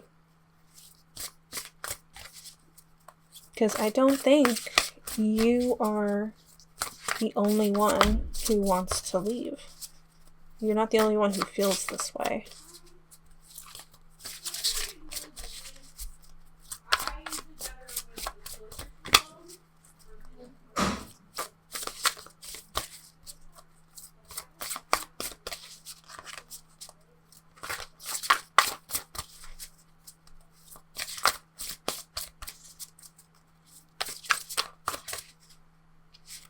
Felt like these two. Okay, actually, all of these felt like they wanted to come out. A lot of encouragement right now. So we've got, I honor the natural process of growth and transformation.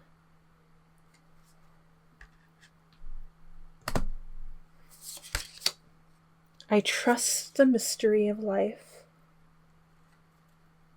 I trust that I know that I'm unsure of what the outcome is going to be, but I know I need to do it. That's what I heard from that. When I let others shine, I shine too. I'm not going to put that up at the camera because there is some nudity involved in that one as well. When I let others shine, I shine too. Talk about this community over here, maybe with like a job place. When I let others shine, I shine too. My emotions move through cycles and connect me to my truth. Emotions are running high. So maybe you've kind of felt like you've been on an up and down roller coaster with your emotions. We talked about in pile 1, like sitting in your own darkness. But really accepting, like, okay, yes, this is how I feel. Really reflecting on, you know, why you feel this way. But working through it and then seeing that light at the end of the tunnel. And that light at the end of the tunnel is your truth, is who you are. And that light at the end of the tunnel is your courage. Is your transformation. is your strength, your willpower,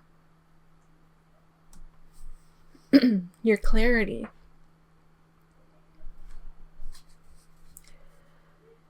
Ooh, I love this for you.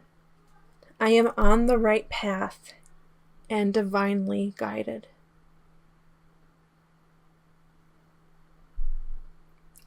Look at that. It's like that light at the end of the tunnel. This image is a lot darker than I think what this message says. Especially, well, maybe not, but compared to other cards in this deck, this is the darkest card that I think I've seen yet. I don't think I've ever had this card out in a reading, even for myself. I am on the right path and divinely guided.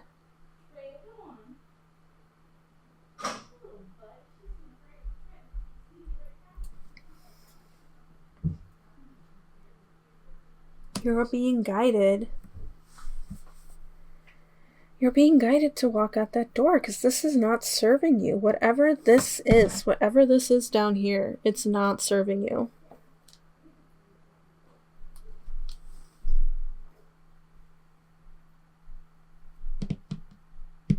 And you're on the right path to do so.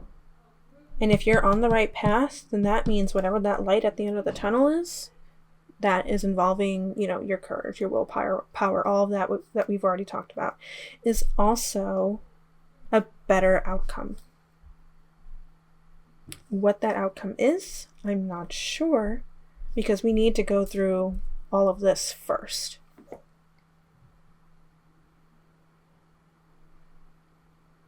But you're going to soar like these birds in this image.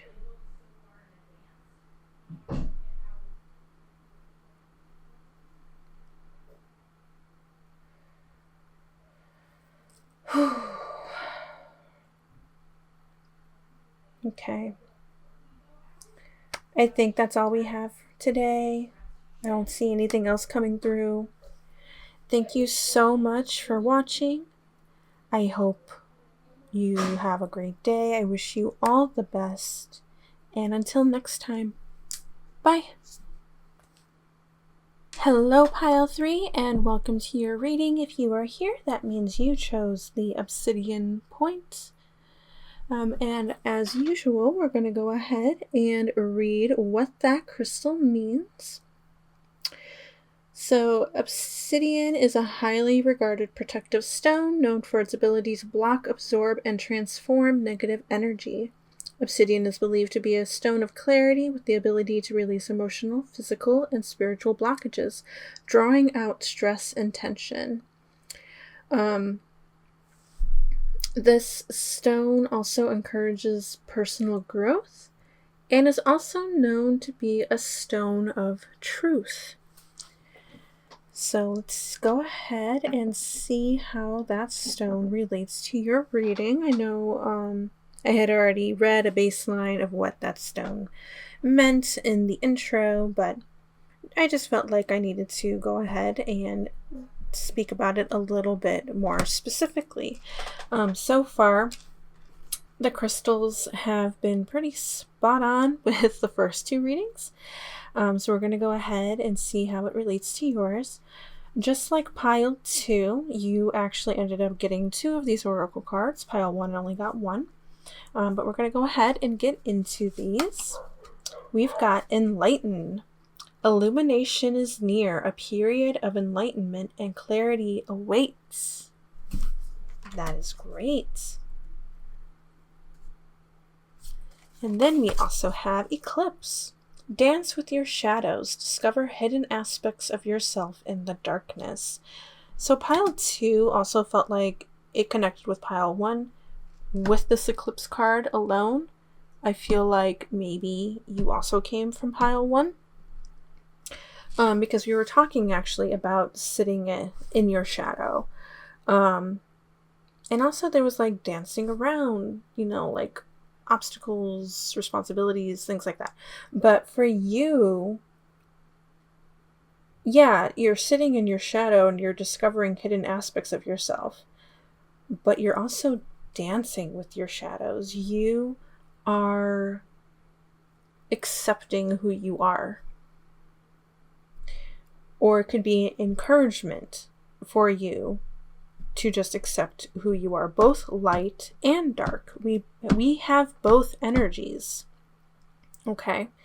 And you need to be able to accept yourself as a whole. So let's go ahead and draw some tarot cards. I'm going to be drawing from 3 separate decks. The one that I am shuffling now, I never thought that I would use in a reading, just because when I had gotten them and I was looking at all the cards, I didn't realize that just about every single card has nudity on it. Whoa. Alright, so I'm going to be blurring that out if I need to.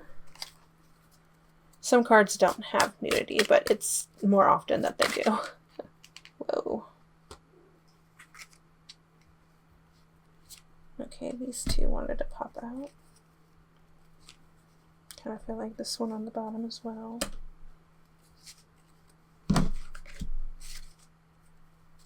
And this one. Pile 2 and you guys are going to have a lot of cards. Yeah, that one went 2 as well. How many cards?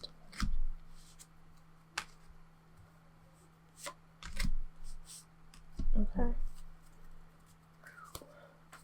I don't usually draw this many cards, but that... oh boy, that felt accurate for me. Alright. This one wanted to come out. And now this deck that I'm shuffling now.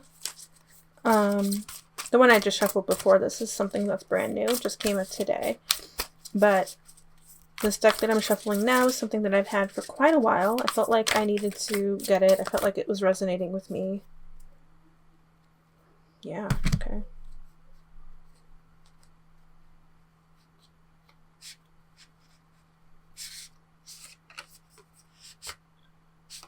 No.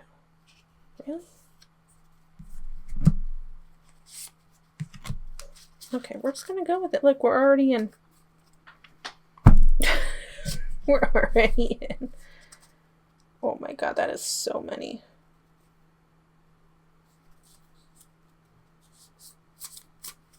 I know. Is there a way I can... okay.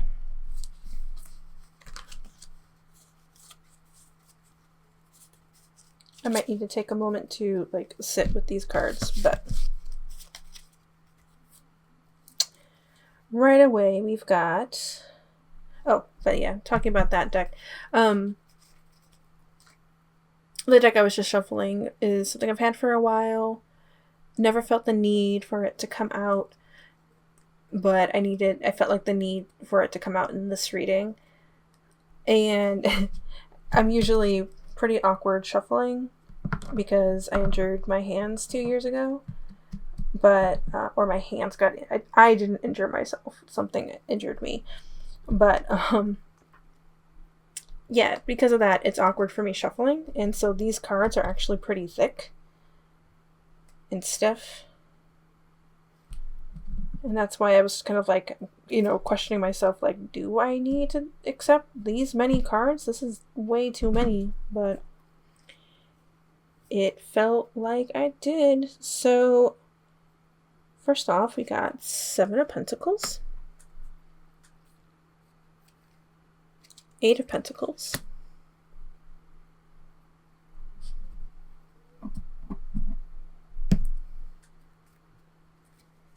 10 of Wands. My goodness. I'm not going to have any room. Does this work down here? Push that up. Sorry, I had to make a cut there because my cat's feeder went off and it's actually pretty loud. We've got Page of Wands. Ooh, We have Strength. That also came up for pile 1. Not in this deck, but in one of the other decks.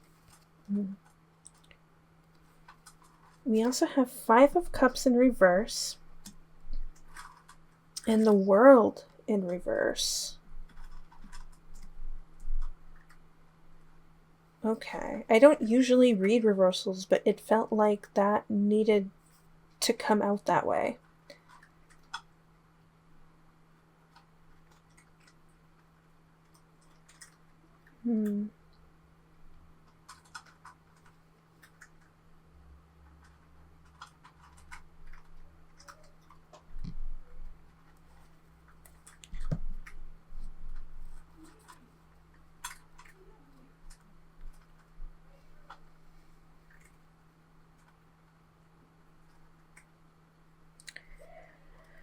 Just from these 3 alone on the side here, I feel like we're putting the work in on something.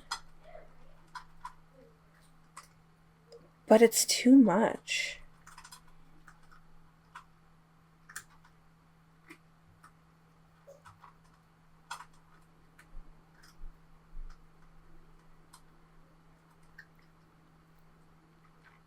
You're overdoing it.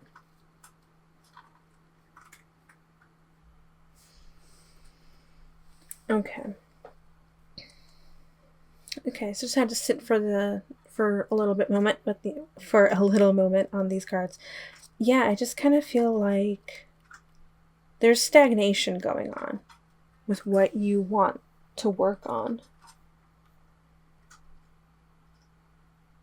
It's not something to like. I feel like maybe you are panicking a little bit. Like, things aren't working out the way you want them to.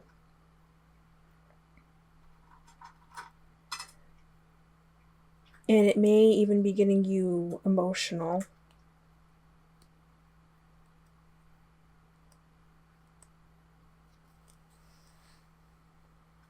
But this is a call to really reassess your situation.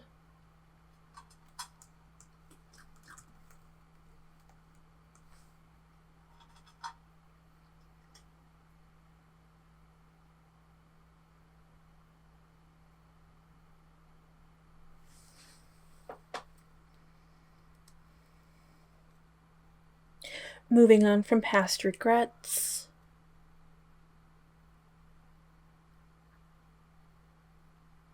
You need to allow your time for some growth.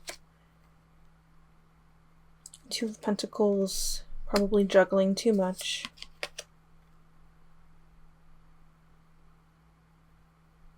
Page of Swords. I kind of feel like we're searching for something.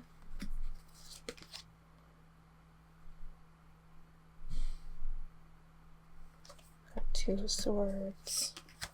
Let me make sure all these are actually getting in the frame. Okay.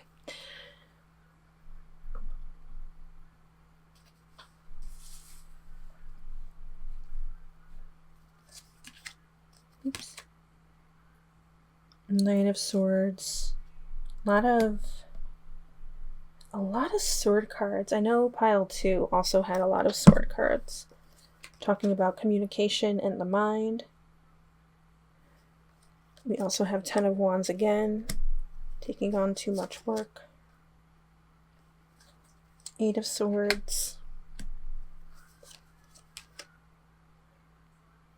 Okay, we got Ace of Wands. Ooh, okay.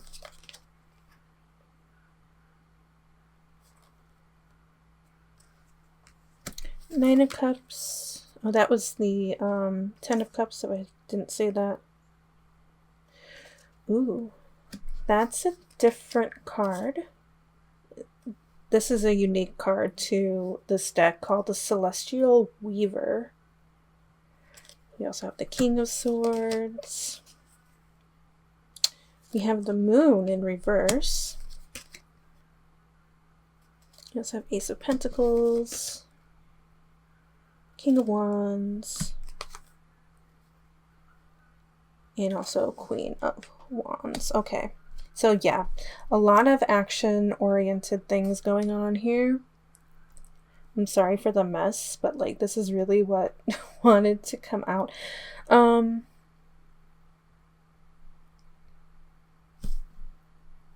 Yeah, taking on way too much. Very heavy on your mind. But I still see so much ambition in you, especially with this Ace of Wands. And then we also have the Ace of Pentacles.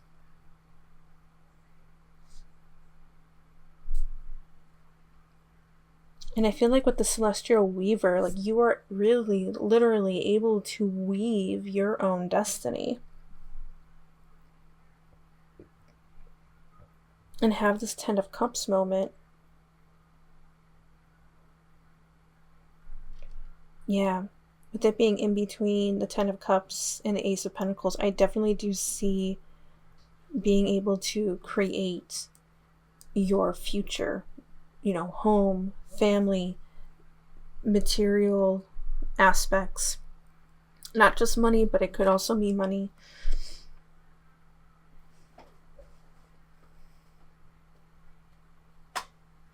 But I don't think it's not happening fast enough for you.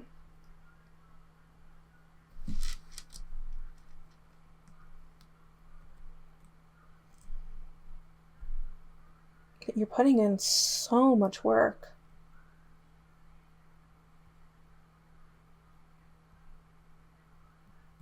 Yeah, you're really fighting.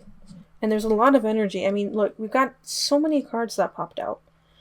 And I feel like that's what needed to happen.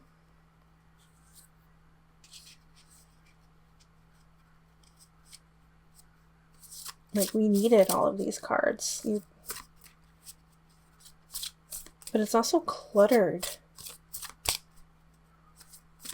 What was this again? Eclipse. Dance with your shadows. Discover hidden aspects of yourself in the darkness.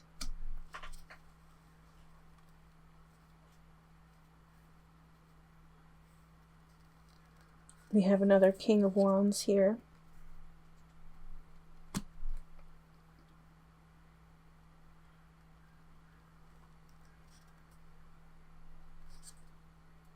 Six of Pentacles, Six of Wands, Five of Wands, another Eight of Pentacles,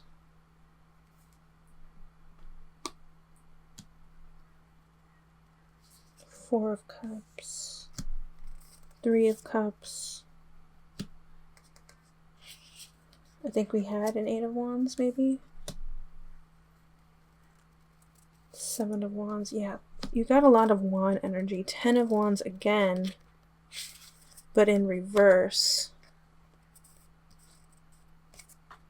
Encouragement. Encouragement to put all of that down.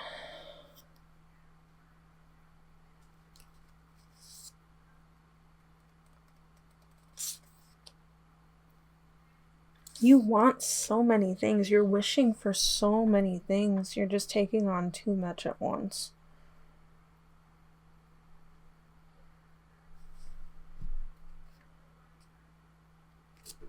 Page of Swords. The Lovers may be wishing for romance.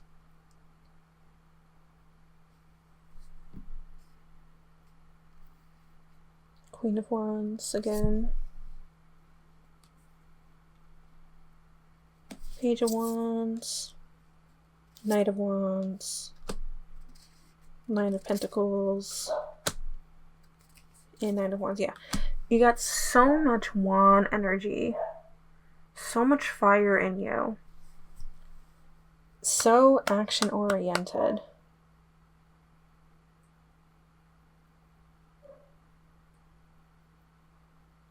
Very go, go, go.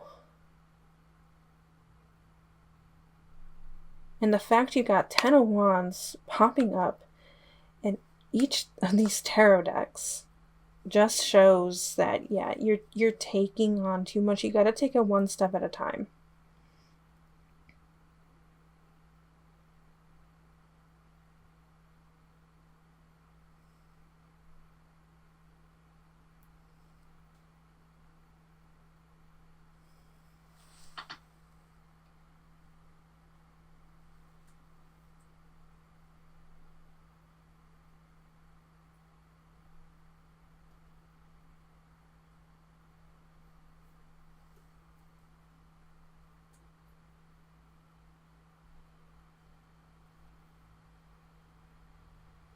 Yeah.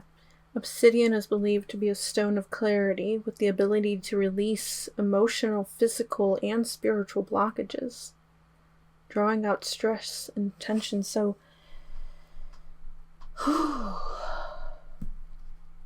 yeah. Yeah, I mean, that's basically the bottom line. You are being told to put some things down. And that's going to help you gain clarity. I felt like this one wanted to come out. We're going to go ahead and get some oracle cards. And maybe try and clear up some of this clutter.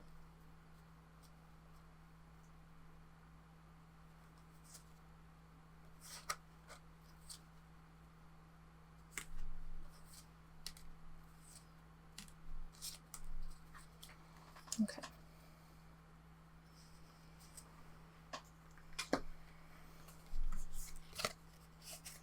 You've got hope. Keep the light in your heart. Yes, keep that light in your heart. I said that. You have such fire within you. Such ambition. Keep that hope. Just because I'm, saying you need to put some stuff down doesn't mean that you can't have hope. That it's not going to work out for you. It's just you're taking so much on that's what's keeping you from achieving what you want. But keep the light in your heart.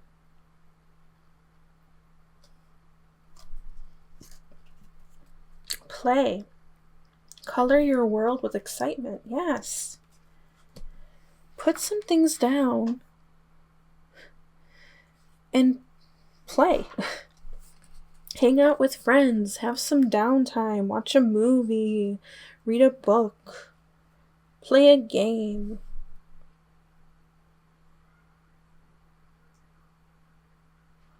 It's okay to have fun. You don't have to be like this all the time.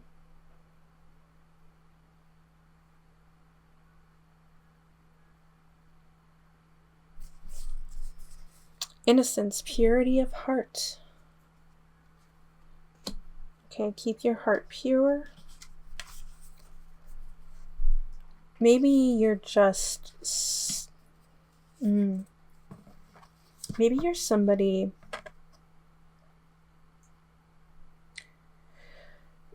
Let me give an example, because I can't really pinpoint exactly what it is, but this example that I feel like I should give is like somebody coming out of college, and now you've graduated, and you've got the whole world out in front of you. And, you spend your whole childhood into your teens and then into your 20s when you're going off to college, being told or even thinking, like you get a good education, you get this piece of paper that says what your degree is in and how far you went with that, how far you went in college with it.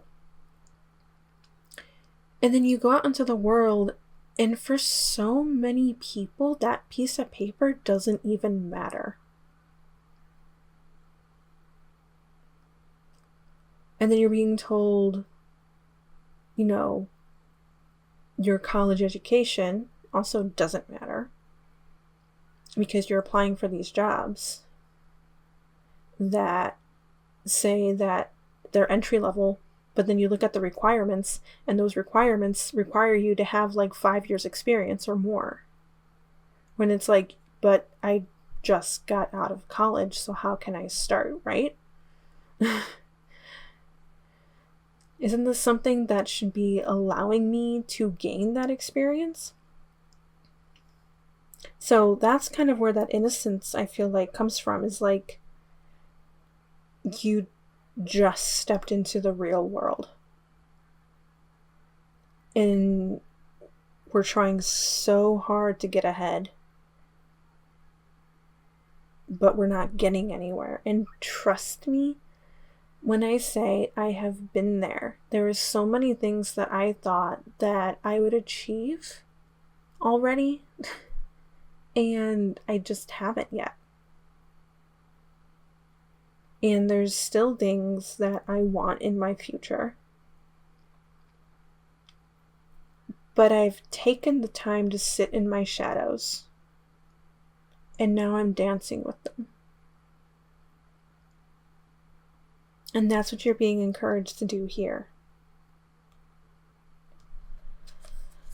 We also have glow. Shine your beautiful light.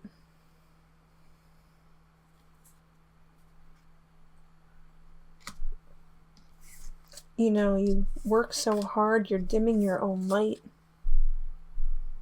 We need to find something that makes us glow again, which would be this play, and still having that hope. Conflict, the key to freedom. Yeah. Conflict within your own mind. Conflict. It's more so inner conflict. Again, of where you think you need to be right now. And maybe others aren't helping you. Maybe others are pushing.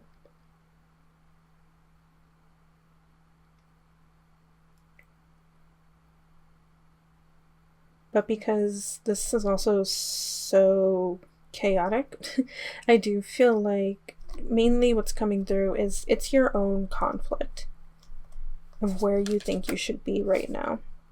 Solitude, embrace the stillness, yes. Sit with yourself. I think it was pile 2. We were talking about taking time to sit outside in nature, whether at a park or in your own backyard if it's big enough, quiet enough. But you don't necessarily have to do that. You can just go ahead and just sit in your room. Sit in an empty room.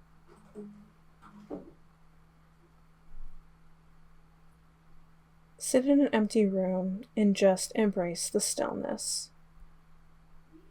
You need to calm your mind. And then autonomy, be the orchestrator of your own destiny. I think this came out in pile 1. Okay, so that kind of goes along with that Celestial Weaver card, right? Be the orchestrator of your own destiny. Which kind of, in a way, when you're being so action-oriented, right? That's kind of what it feels like you're doing. You are being the orchestrator of your own destiny, but I really do think that there's something here that you're not seeing, and you're not giving yourself time to relax. And so, yes, you can be the weaver of your own destiny. You can be the orchestrator of your own destiny. But you need to learn when to take a break. You need to learn when to sit still. Remember to have fun. And that's going to help you release this conflict. But I still really love that you're having so much hope.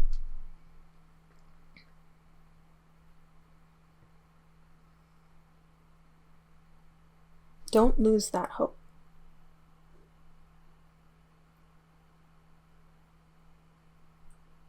Maybe you are losing hope. Maybe you feel a little hopeless right now because nothing is happening. But Spirit is saying to keep it.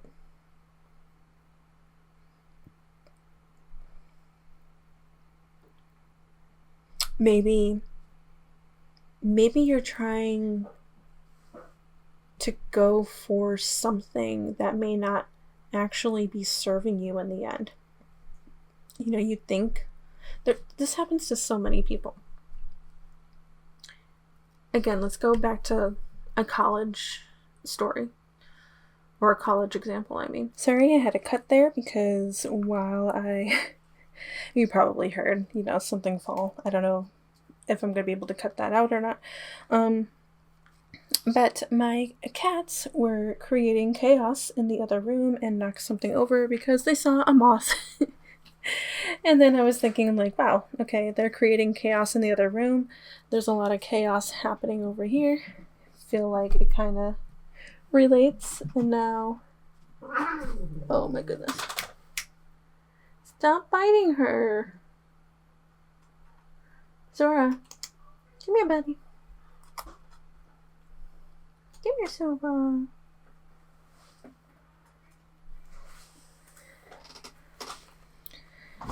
One second as I try to monitor my cats. Okay. One is eating and one gave up. So. Oh my god. Chaos. Fighting.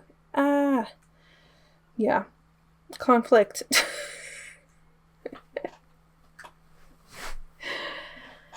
Oh my goodness. Okay. I don't even remember what I was talking about, to be honest with you. I remember saying, keep that hope.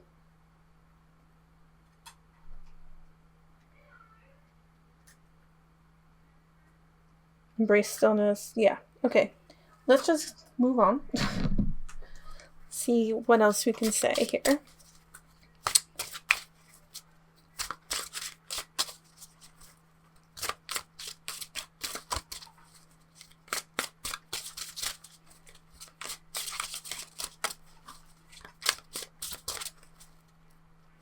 This one wanted to come out. We got House of Flowers. Okay. Anything else? This one? My goodness. The Journey. Okay. Change of Seasons.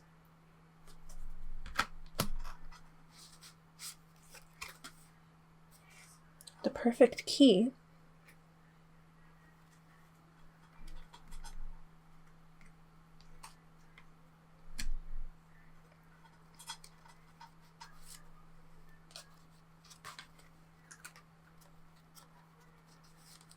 Okay. And then we've got Butterfly Garden and My Dear Friend. My Dear Friend popped up for another pile as well.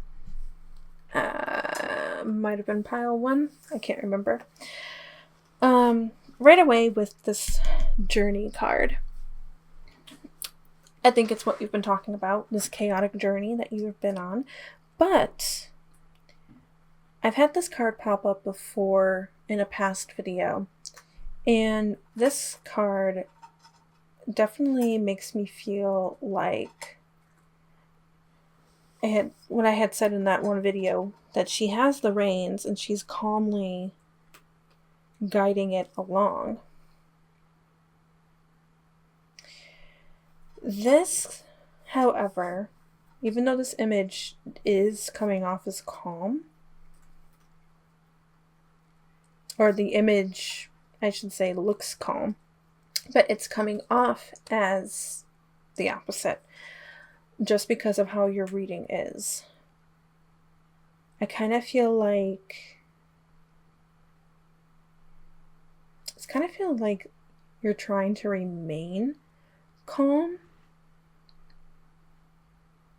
but it's still a little bit out of your control.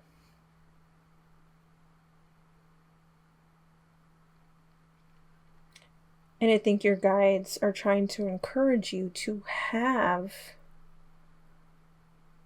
more of that downtime, and that might be able to actually allow you to guide things along. Or what we were talking about before the chaos happened with my cats. I know I said something like, we go to college. Maybe that's where I left off. We go to college and we think the thing that we go in is exactly what we're going to do when we come out. And for some people it is. For some others, it's something that you might be able to find can incorporate into something else. It may not be exactly what you thought you would be doing, but you can still be able to incorporate it. Or for a lot of people, they end up finding a new passion, or they end up getting into something else that they think isn't going to be long term, but then they end up staying there. And that could either mean, for some people, it could be a negative thing, but there are people out there that it ends up being a very positive thing. And it could be a positive thing for you. Otherwise, your guides wouldn't be encouraging you. So either you take a new approach for the thing that you want, or... Oops, I'm blocking this card, am I? Aren't I? You take a new approach, or maybe the thing that you're trying to get isn't good for you, and so Spirit is trying to say, look elsewhere.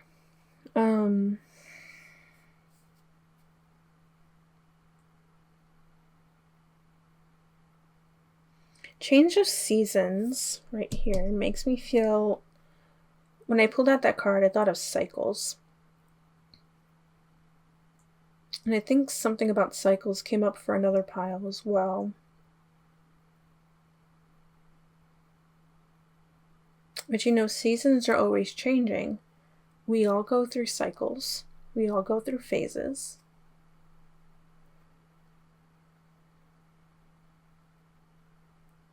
Right now, this is your phase, this chaotic phase. You're being encouraged to, of course, come out from it and have a different approach, have a different perspective.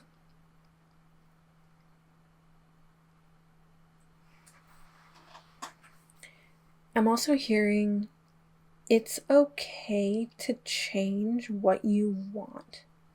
Maybe what you wanted in the past, maybe what you wanted in college, is not what you want now. But because you have that degree that says this is what I was in college for, therefore I have to stick with it, and you don't. You don't have to stick with it.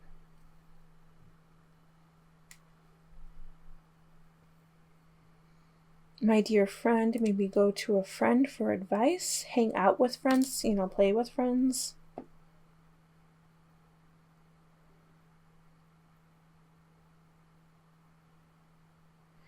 In Butterfly Garden, I kind of feel like this embodies you when you learn to embrace the stillness and learn to play again. And you're still keeping that hope alive. It's almost like nothing can in this image, it's almost like nothing can touch this woman. Like, she's just like, I'm good.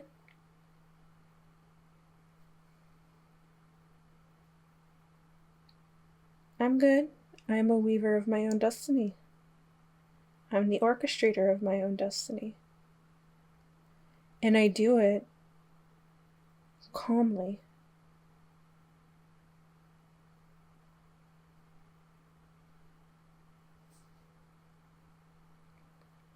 The perfect key, I kind of feel like what I heard from that is like perfect fit.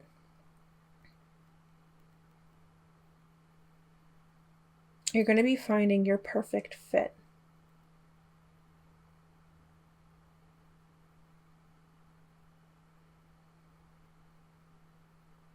You know, you can still put in the work for what you want. But you do need to take some downtime. And it's okay to do so.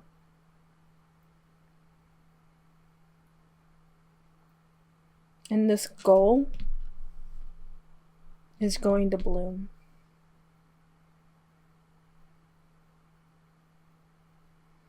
And sitting in the stillness, too, is going to help you gain clarity. And find that perfect fit.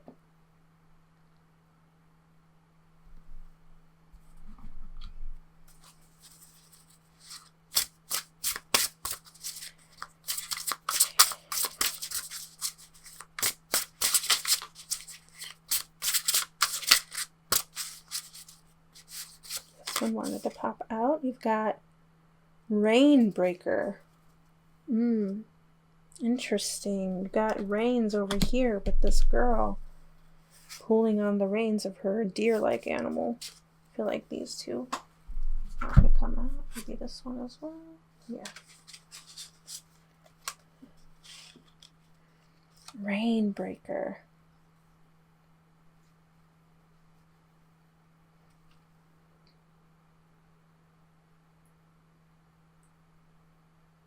Maybe, like, yeah, you are the weaver of your own destiny.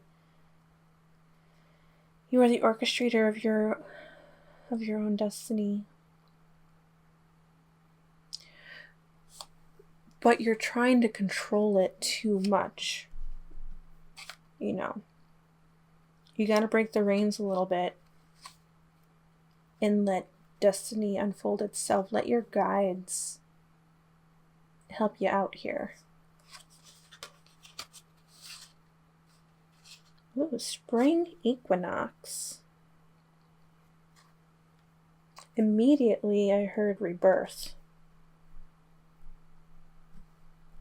Rebirth into how this woman looks like.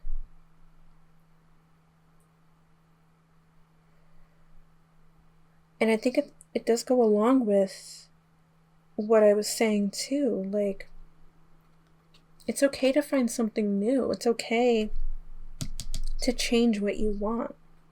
It's okay to start over.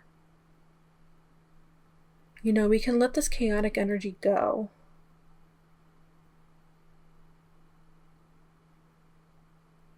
And we can start over. And you can still get to where you want to be. It may not be exactly when you want it, but it's going to happen when you need it the most. Well, it's going to happen in divine timing, I should say.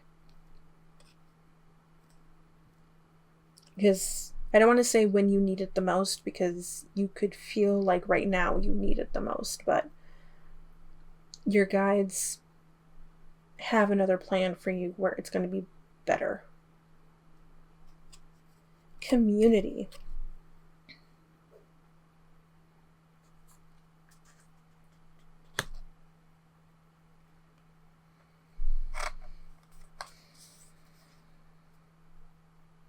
Maybe finding the answers in a community. Maybe joining a community that will make you realize that this is where you want to be.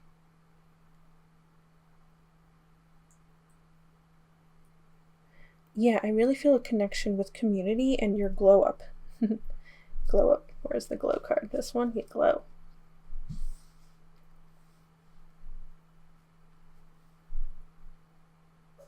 because she's got a butterfly in her hair, and there's also a butterfly in this picture, and I immediately felt a connection. Is there a butterfly in the glue? No, but that's fine.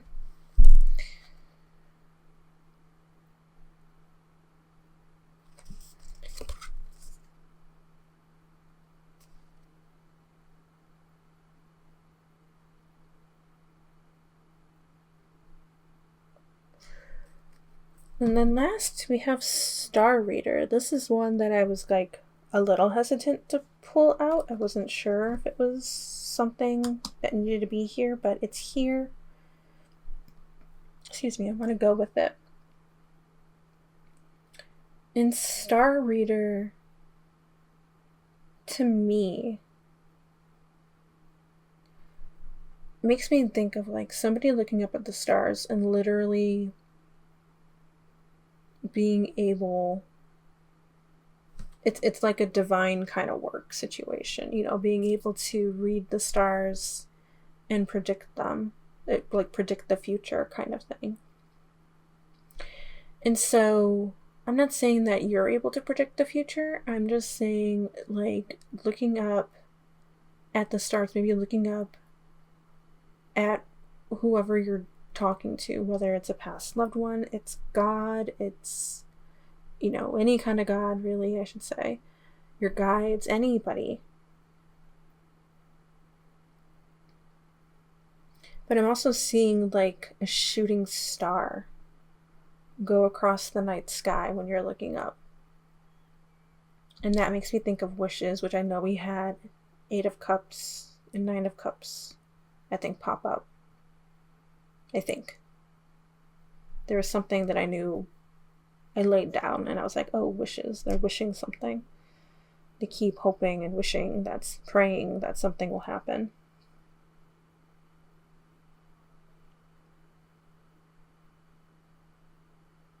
Your wishes are being fulfilled. It may not be in the way that you will think that it happens, though.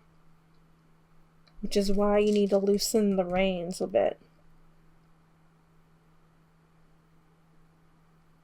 Let divine timing take the reins instead. Again, not to say that you can't put in the work. Still put in the work. Just let go a little bit.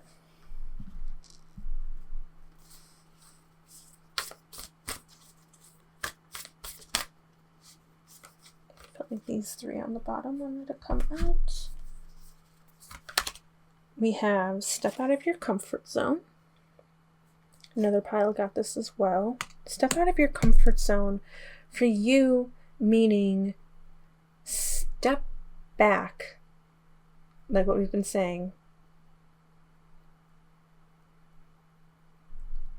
and you will see things start to unfold. Step back a little, like break those reins, and you're going to get into your life's purpose. Don't let pride get in your way. Full moon in Leo. I mean, I think that's pretty self-explanatory when we've been throwing out like these college examples, right? You're going to college, you're like, all right, this is what I graduated in, and that's what I'm going to do.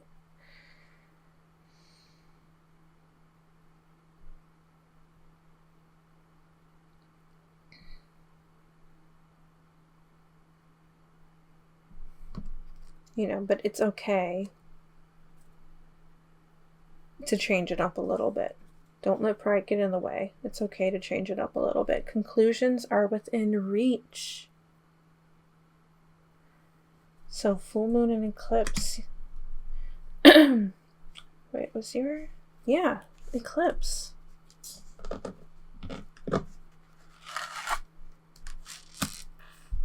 Conclusions are within reach if you dance with your shadows.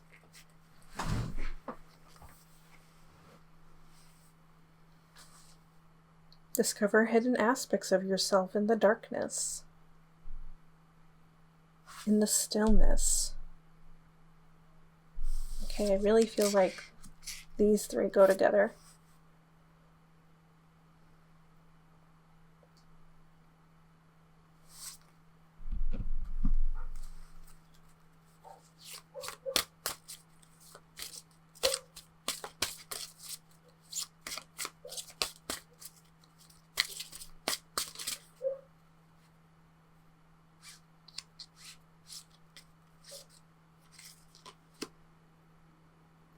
First house, self-identity. Maybe we need to sit in the stillness to discover who we really are.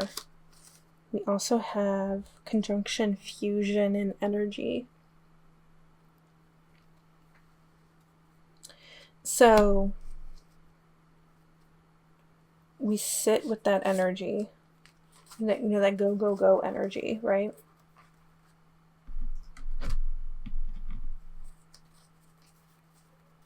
Man, you got so many cards. But I kind of feel like it's a conjunction of, it's a balance, conjunction, balance, combine, is what I'm getting. Like they're opposites of each other, you know, go, go, go, and stillness, but we need to be able to do both.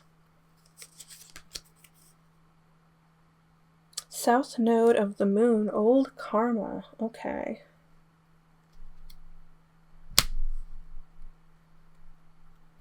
Letting go of some old karma. Maybe some karma is still sticking around, and we need to let go of that. We also have north node of the moon. New life goal. We were talking about that, you know, changing, not just changing your perspective, but it being okay to change what you want to be doing. Cancer, the caring.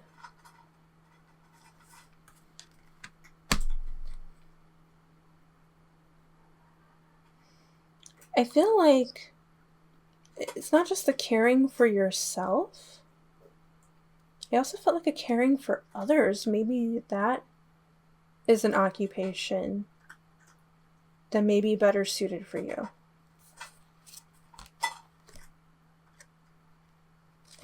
That's what I'm getting with that. 8th house, transformation and mystery. Yeah. It's a mystery on where you're going, but transformation. Oh my god, I knew it. Sorry, I just looked at the next card.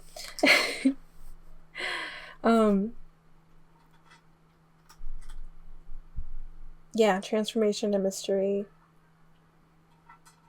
You're going to transform in the mystery. You're going to transform in your shadows.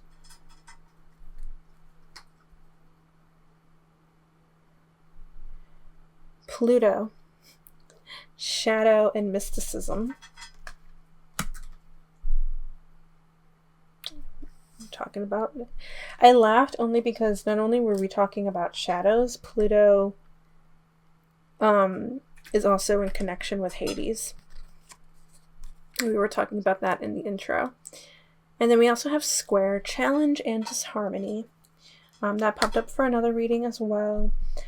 And obviously there's disharmony with the chaos, obviously. And you're finding challenges along the way.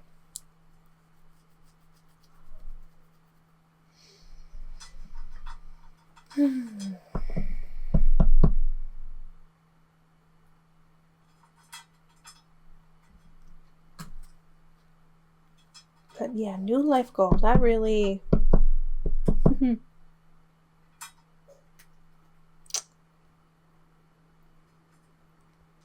that I think is really that's really something. I don't think anything else is coming to me, so let me go ahead and get your last card. I feel like these ones.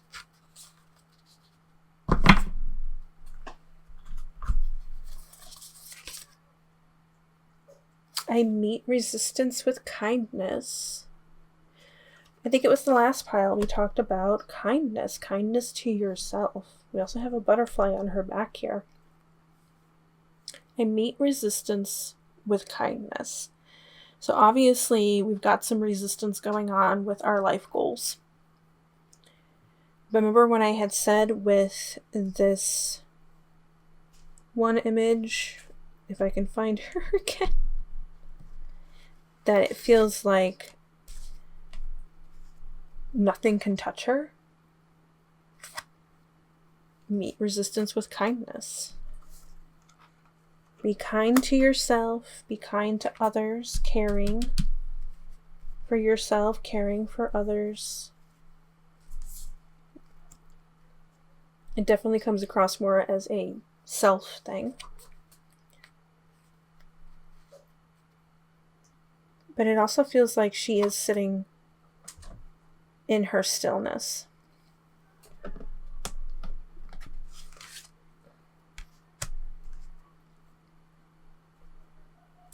She's sitting in her shadows.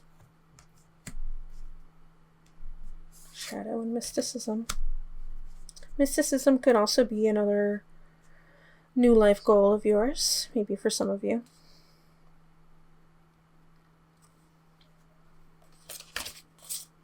I trust the mystery of life. This popped up for the last pile.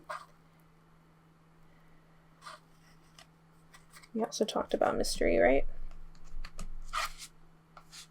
Transformation and mystery.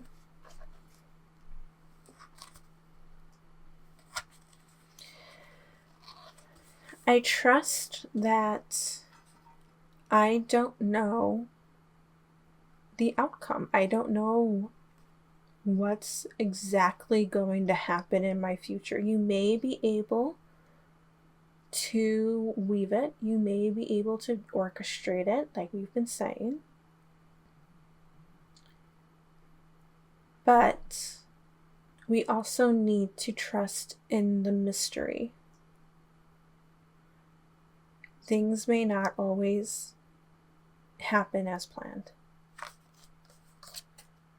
With a steady mind, I am connected to our collective experience. So, not only is it with the stillness again, for some reason when I looked up the card too, that first tarot card of the Weaver, I wonder if I can dig it out.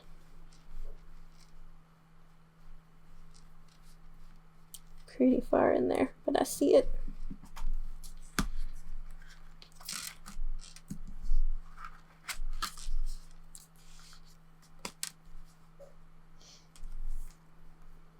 I felt like these images were connected.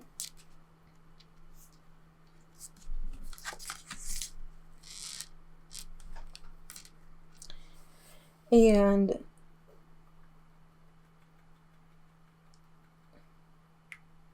you're able, it's almost like maybe these two are connected as well. With a steady mind, I am connected to our collective experience. Experience. With a steady mind, you can weave what you want. With a still mind, you can weave what you want.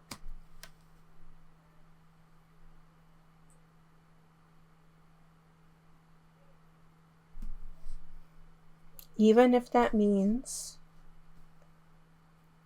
it's a new goal, a new life goal right underneath.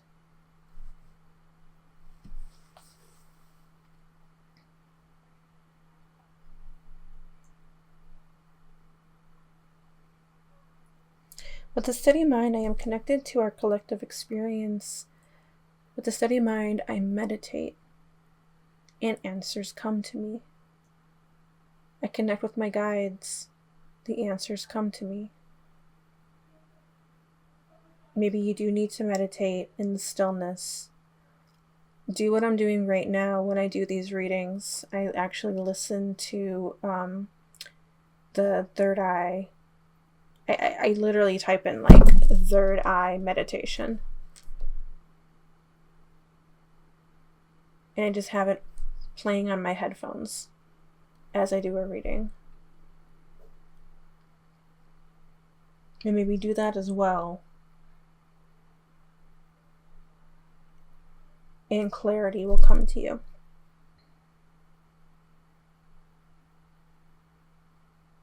You can also listen to chakra music where it's meditation for every single chakra. I've had meditation musics that I've listened to where it starts with the root and goes all the way up to the crown.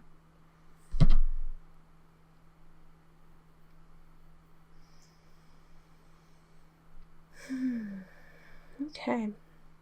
Well, I know this was a lot. My table is a mess. But I really hope that at least something here resonated with you.